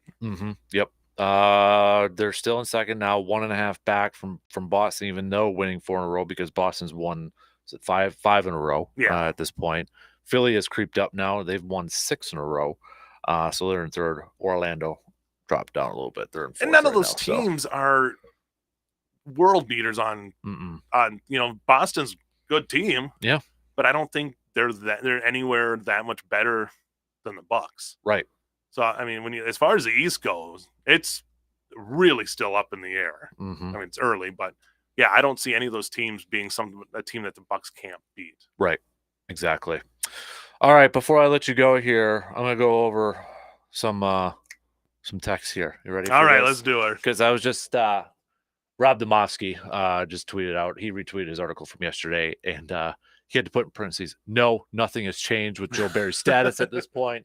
LaFleur will speak to us at 3 p.m. like he does every Monday after a game." So, like, everybody's just kind of like waiting for something at this, or at least fans are waiting for something at this point. I mean, if it's going to happen, do you do it before practice? Well, they don't have practice. Well, they would have practice. Not today. No. They would just have film.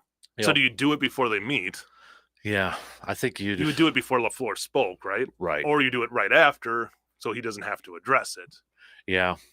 But because he does not have press tomorrow, because Tuesday's an off day. I guess you could do it Tuesday and then just wait till Wednesday, but I don't think it's. I mean, again, if it does happen, you can all call me out. I just don't think it's happening in the middle of the season. This is the thing. Is like I have no idea. Right. I know I keep saying this, but if they had a guy like Jerry Gray on staff, yes, I could see it. Like, okay, you got a natural progression right there. Yeah. To hand somebody the play calls. You don't on this roster right now. And I feel like there's a good communication between Joe Barry and LaFleur. Right. Whereas if they weren't, they were at odds about things, he goes in and watches the film and he sees like there's just people weren't in the right position, and it just then you do it. I don't know. Again, I think I just have a hard time seeing it happen. And I know there's been, because we have to do this, nitpick everything somebody says after a game. LaFleur, you can make the case maybe left that door open for the possibility, because when he was asked about Joe Barry, he's like, well, I'm not going to make that decision now. I got to watch the film and that. To which you could play devil's advocate. Yes, he could have said, no, we're not making a change.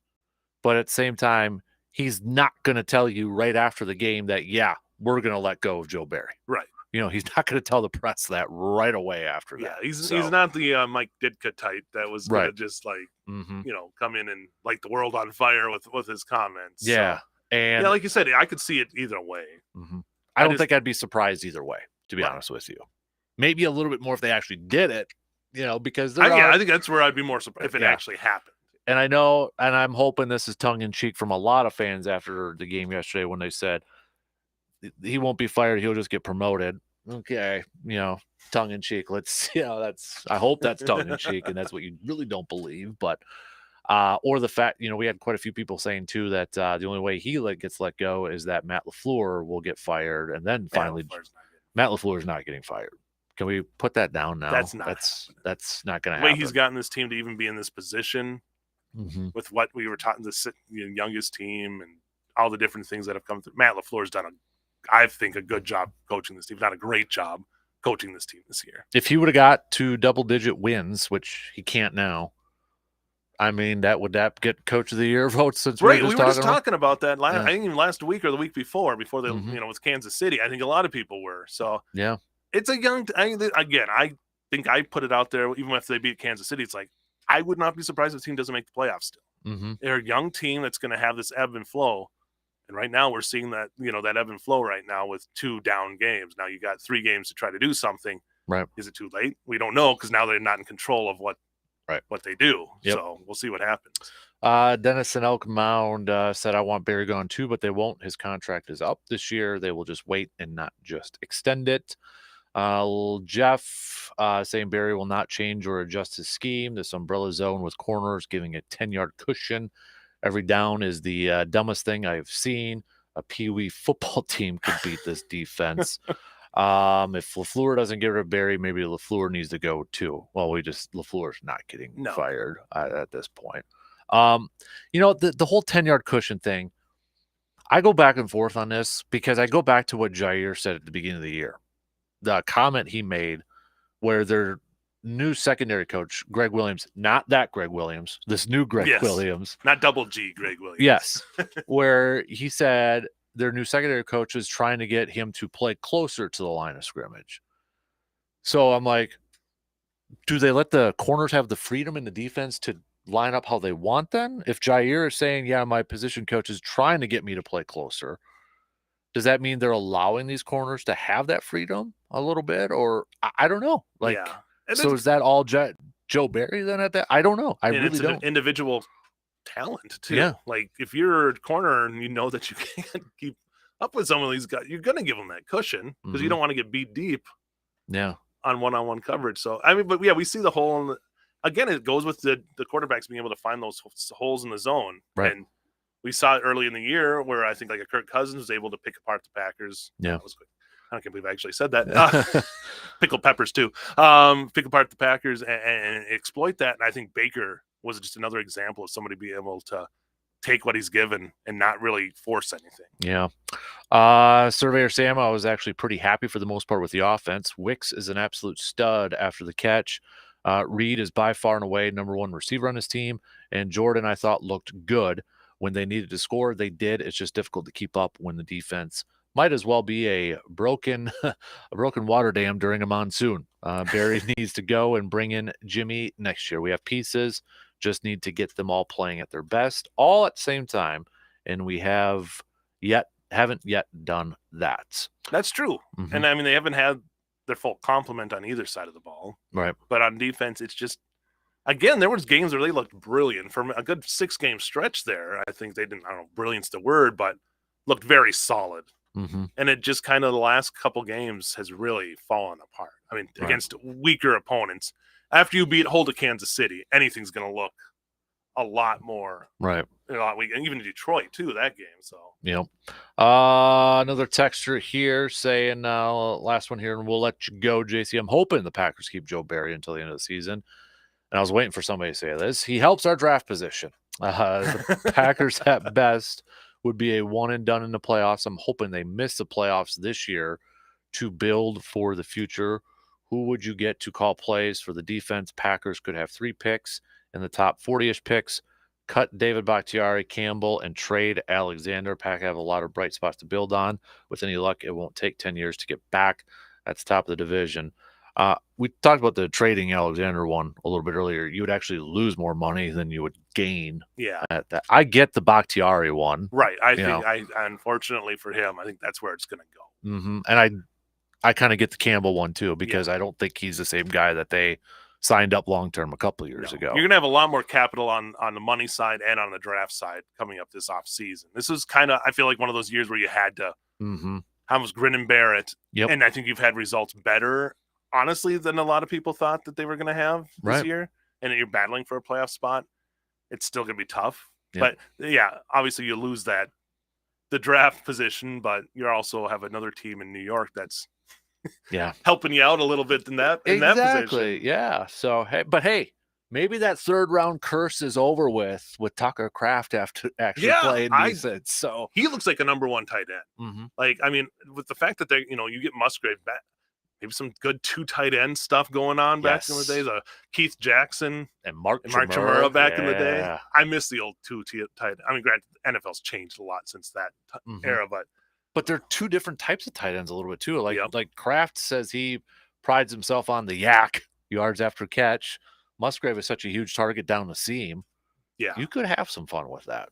And I think, I mean, again, I know we'll probably run out of time here, but the amount that offense could be if everybody was healthy. I mean, we're talking about receivers, and we're throwing 2 names that were the top 2 going into the season. Right. Watson and Romeo Doubs. Right. Guys who can be number 1 receivers when healthy. And Doubs, I think, is just, I like Doubs because he can play anywhere. Yep. And, sometimes he's not going to have that big game. I feel like he's a really good possession type receiver. Yeah. But the fact that you have Reed and Wicks stepping up, and then Toure can come out there and do something. Malik Heath, man. Malik Heath. Like, I mean, you just throw out these names, and you're like, oh, yeah, they have that guy too. Yep. That's a credit to, that wide receiver room. I agree. All right, JC. Well, we won't see you next week because, a week from today is Christmas. So I won't ask you to come in. Each other for a while here, yeah, for a couple weeks here. So, well, you and your family have a good Christmas. Thank you. You too. When did it already come out, the holiday? Yes. Did it come out? All right. There, so I'll have to look it up. Watch WEAU constantly. Don't ever change your channel. Keep it on in the background. You always do a good job with that one. Oh, it's Did fun. You top the Home Alone one, though? I mean, each year, I think they've been good. Yeah. The Home Alone one was good. Last year was like me turning into the Lego guy. Yep. That was good. This year, I think it's pretty good. It involves dog treats. So. Nice. Yes, check it out. I did see, not to get too far off with your golfing too. How was your wife? She had a little emoji on your golf pictures there too. Yes, so. Just a frowny face when she didn't know I went. So her first seeing it was me posting it on Facebook, and then her reaction. She thought the golf season was well over. Yeah, not this year. Never ends. It never ends. Well, you and the kiddos and your wife and family have a good Christmas. You too, and then all the listeners out there, you guys have a happy holidays. Enjoy it. Spend that time with the family. Absolutely. So, all right, buddy. We appreciate it, man. We're going to take a quick break, and we'll be back with more coming up in just a few minutes.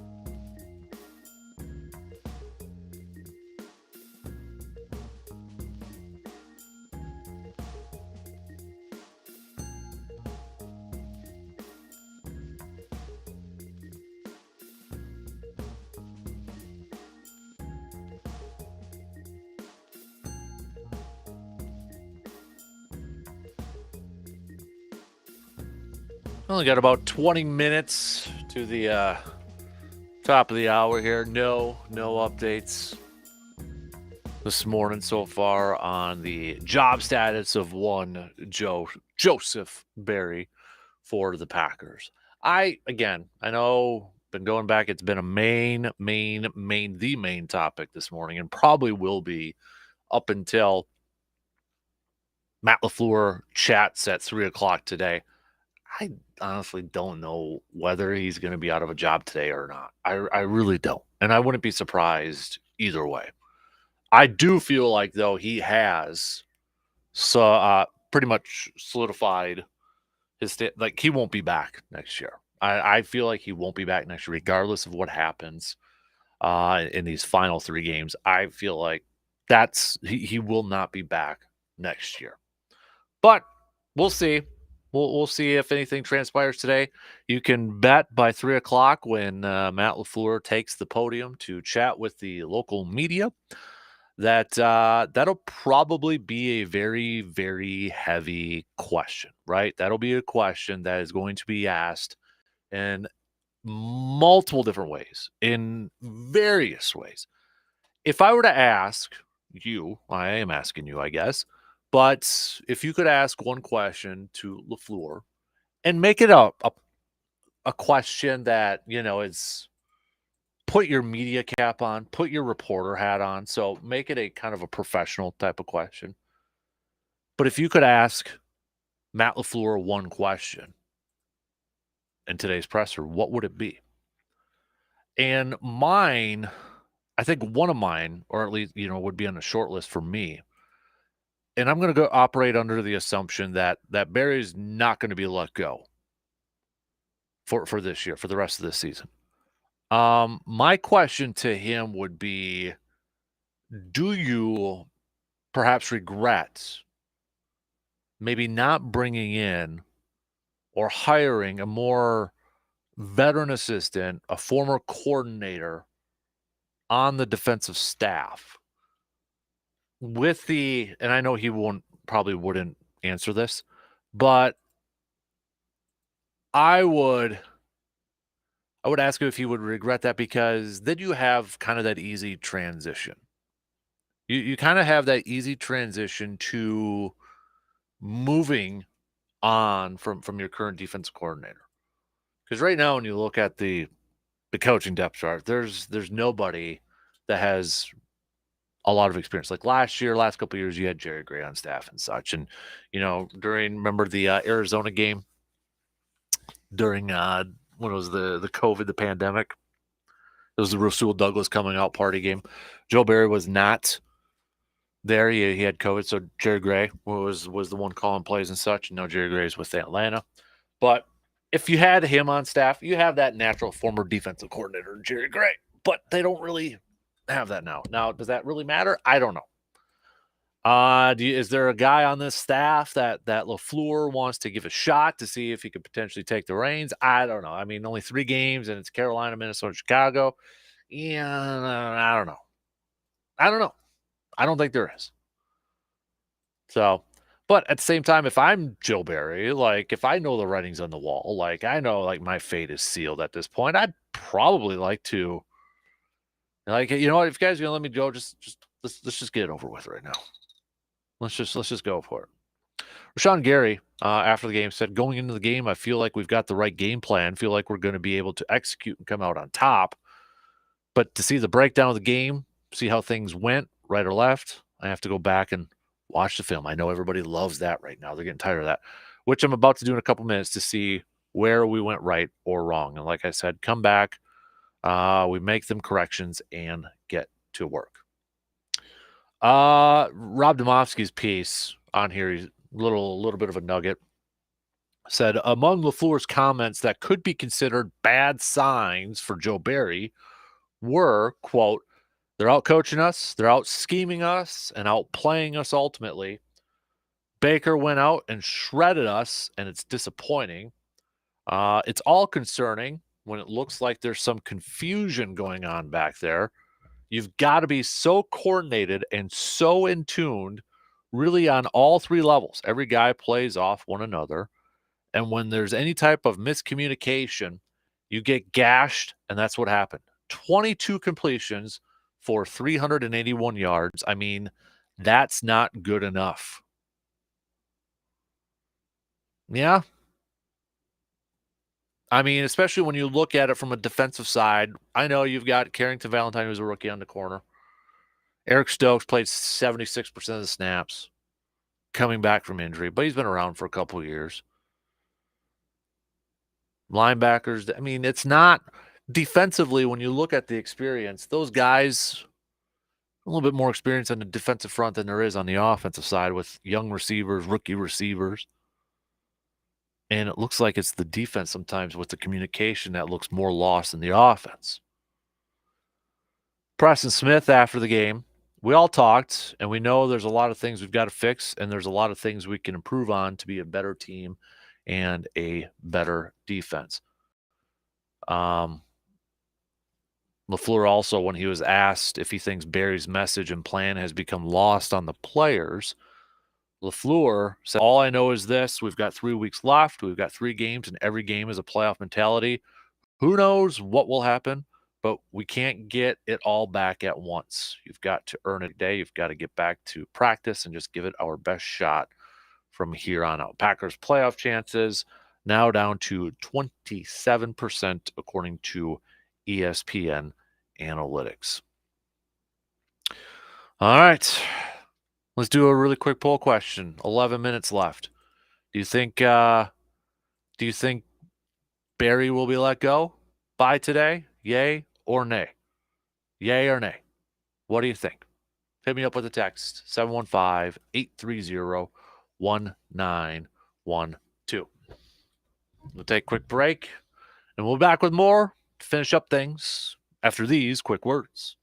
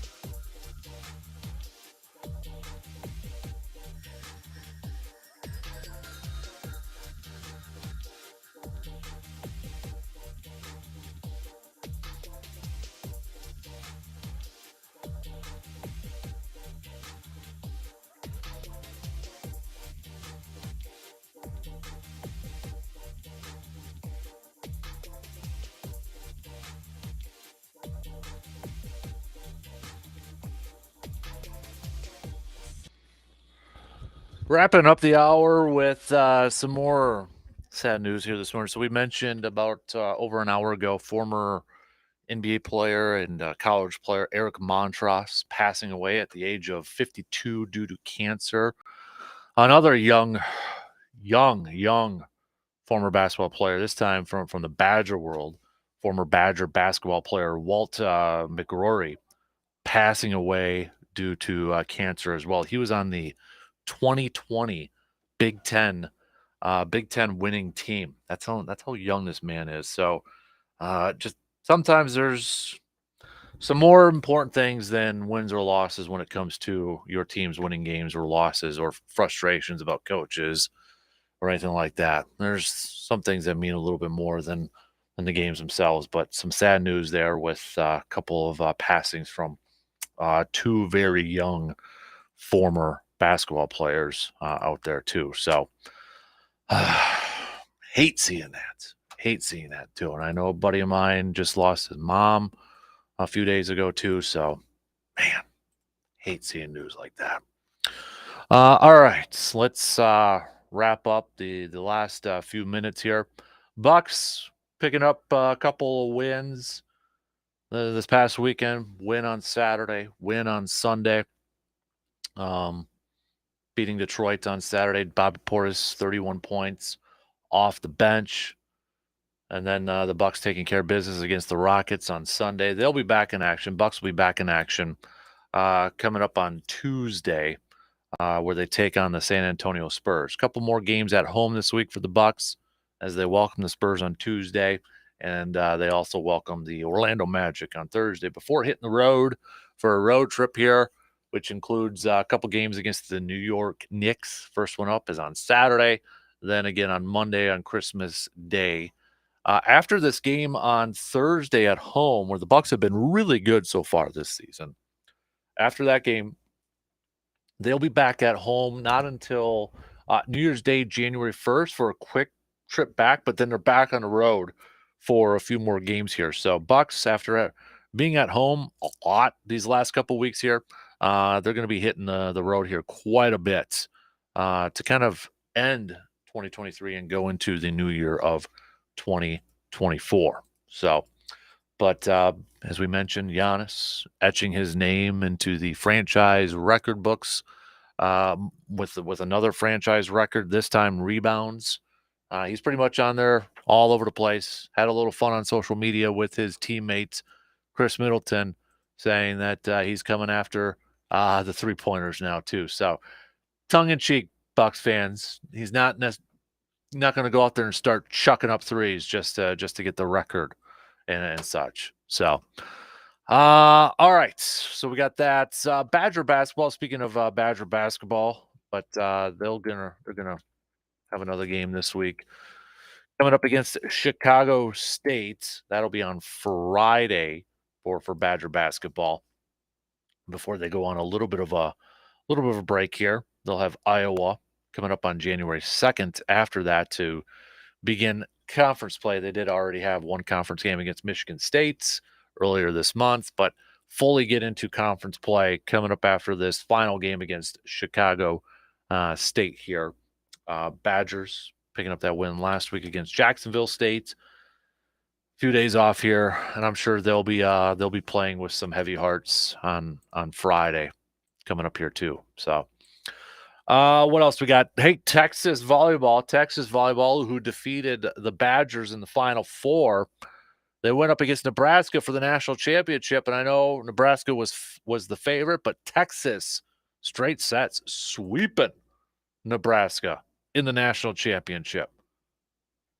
So Texas is your champions in women's volleyball. What else do we got on the we got football tonight, Seattle. So if you are still hoping for the Packers to make the playoffs, you need some help now. And one of those would be the Philadelphia Eagles defeating the Seattle Seahawks tonight. If you're still hoping for the Packers to creep into the playoffs. They don't control their destiny anymore. They don't control that destiny anymore. So they're going to need a little bit of help. And Philly's got to be one of those teams that helps them out tonight. 7:15. We'll see if Jalen Hurts is going to play. I think he will, but we'll see.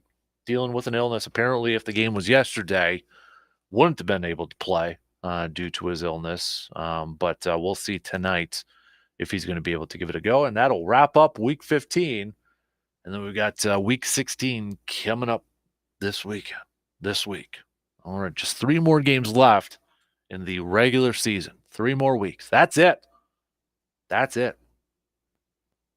And then perhaps a very interesting offseason on the horizon for the Packers, depending on what happens in these final few weeks here. I just know I got my room for the draft. I'm pumped. Me and Brandon, we're going. Got it signed, sealed, delivered right there. So I'm ready for 2025, baby. All right, tomorrow we've got some Raised beef. What's your beef? So I guess if Joe Barry does not get let go today, I'm sure that'll be a lot of people's what's your beef tomorrow. So if you want to stand out from the crowd and perhaps win that hot beef or a hot ham sandwich from everybody else, if you got something else that's what's your beef besides Joe Barry, make yourself stand out from the crowd or make it a good one about Joe Barry. But again, something that I can actually say on the air because we still got a few texts this morning that I can't say on the air, even though I asked. Kind of make it a little bit more appropriate so I can say, but you got a chance tomorrow. All right. You got a chance tomorrow, especially if maybe Barry does not get let go. I'm sure a lot of you will have that as your what's your beef. All right. I did want to get, I forgot Sam had a studs and duds stud. The Eau Claire Orcs Rugby Club having their inaugural meeting and kicking off a new era in the Chippewa Valley for men's club rugby. Proud of what the boys put together already and can't wait to see what we become. Dud, my fantasy team riding a 5-game win streak and getting into the playoffs only to lose by 45 yesterday. Seriously, who starts Baker Mayfield? Anybody who plays the Packers defense. So maybe start Bryce Young next week. That's going to do it for us. DP and the Danettes, they're up next. We'll see you tomorrow.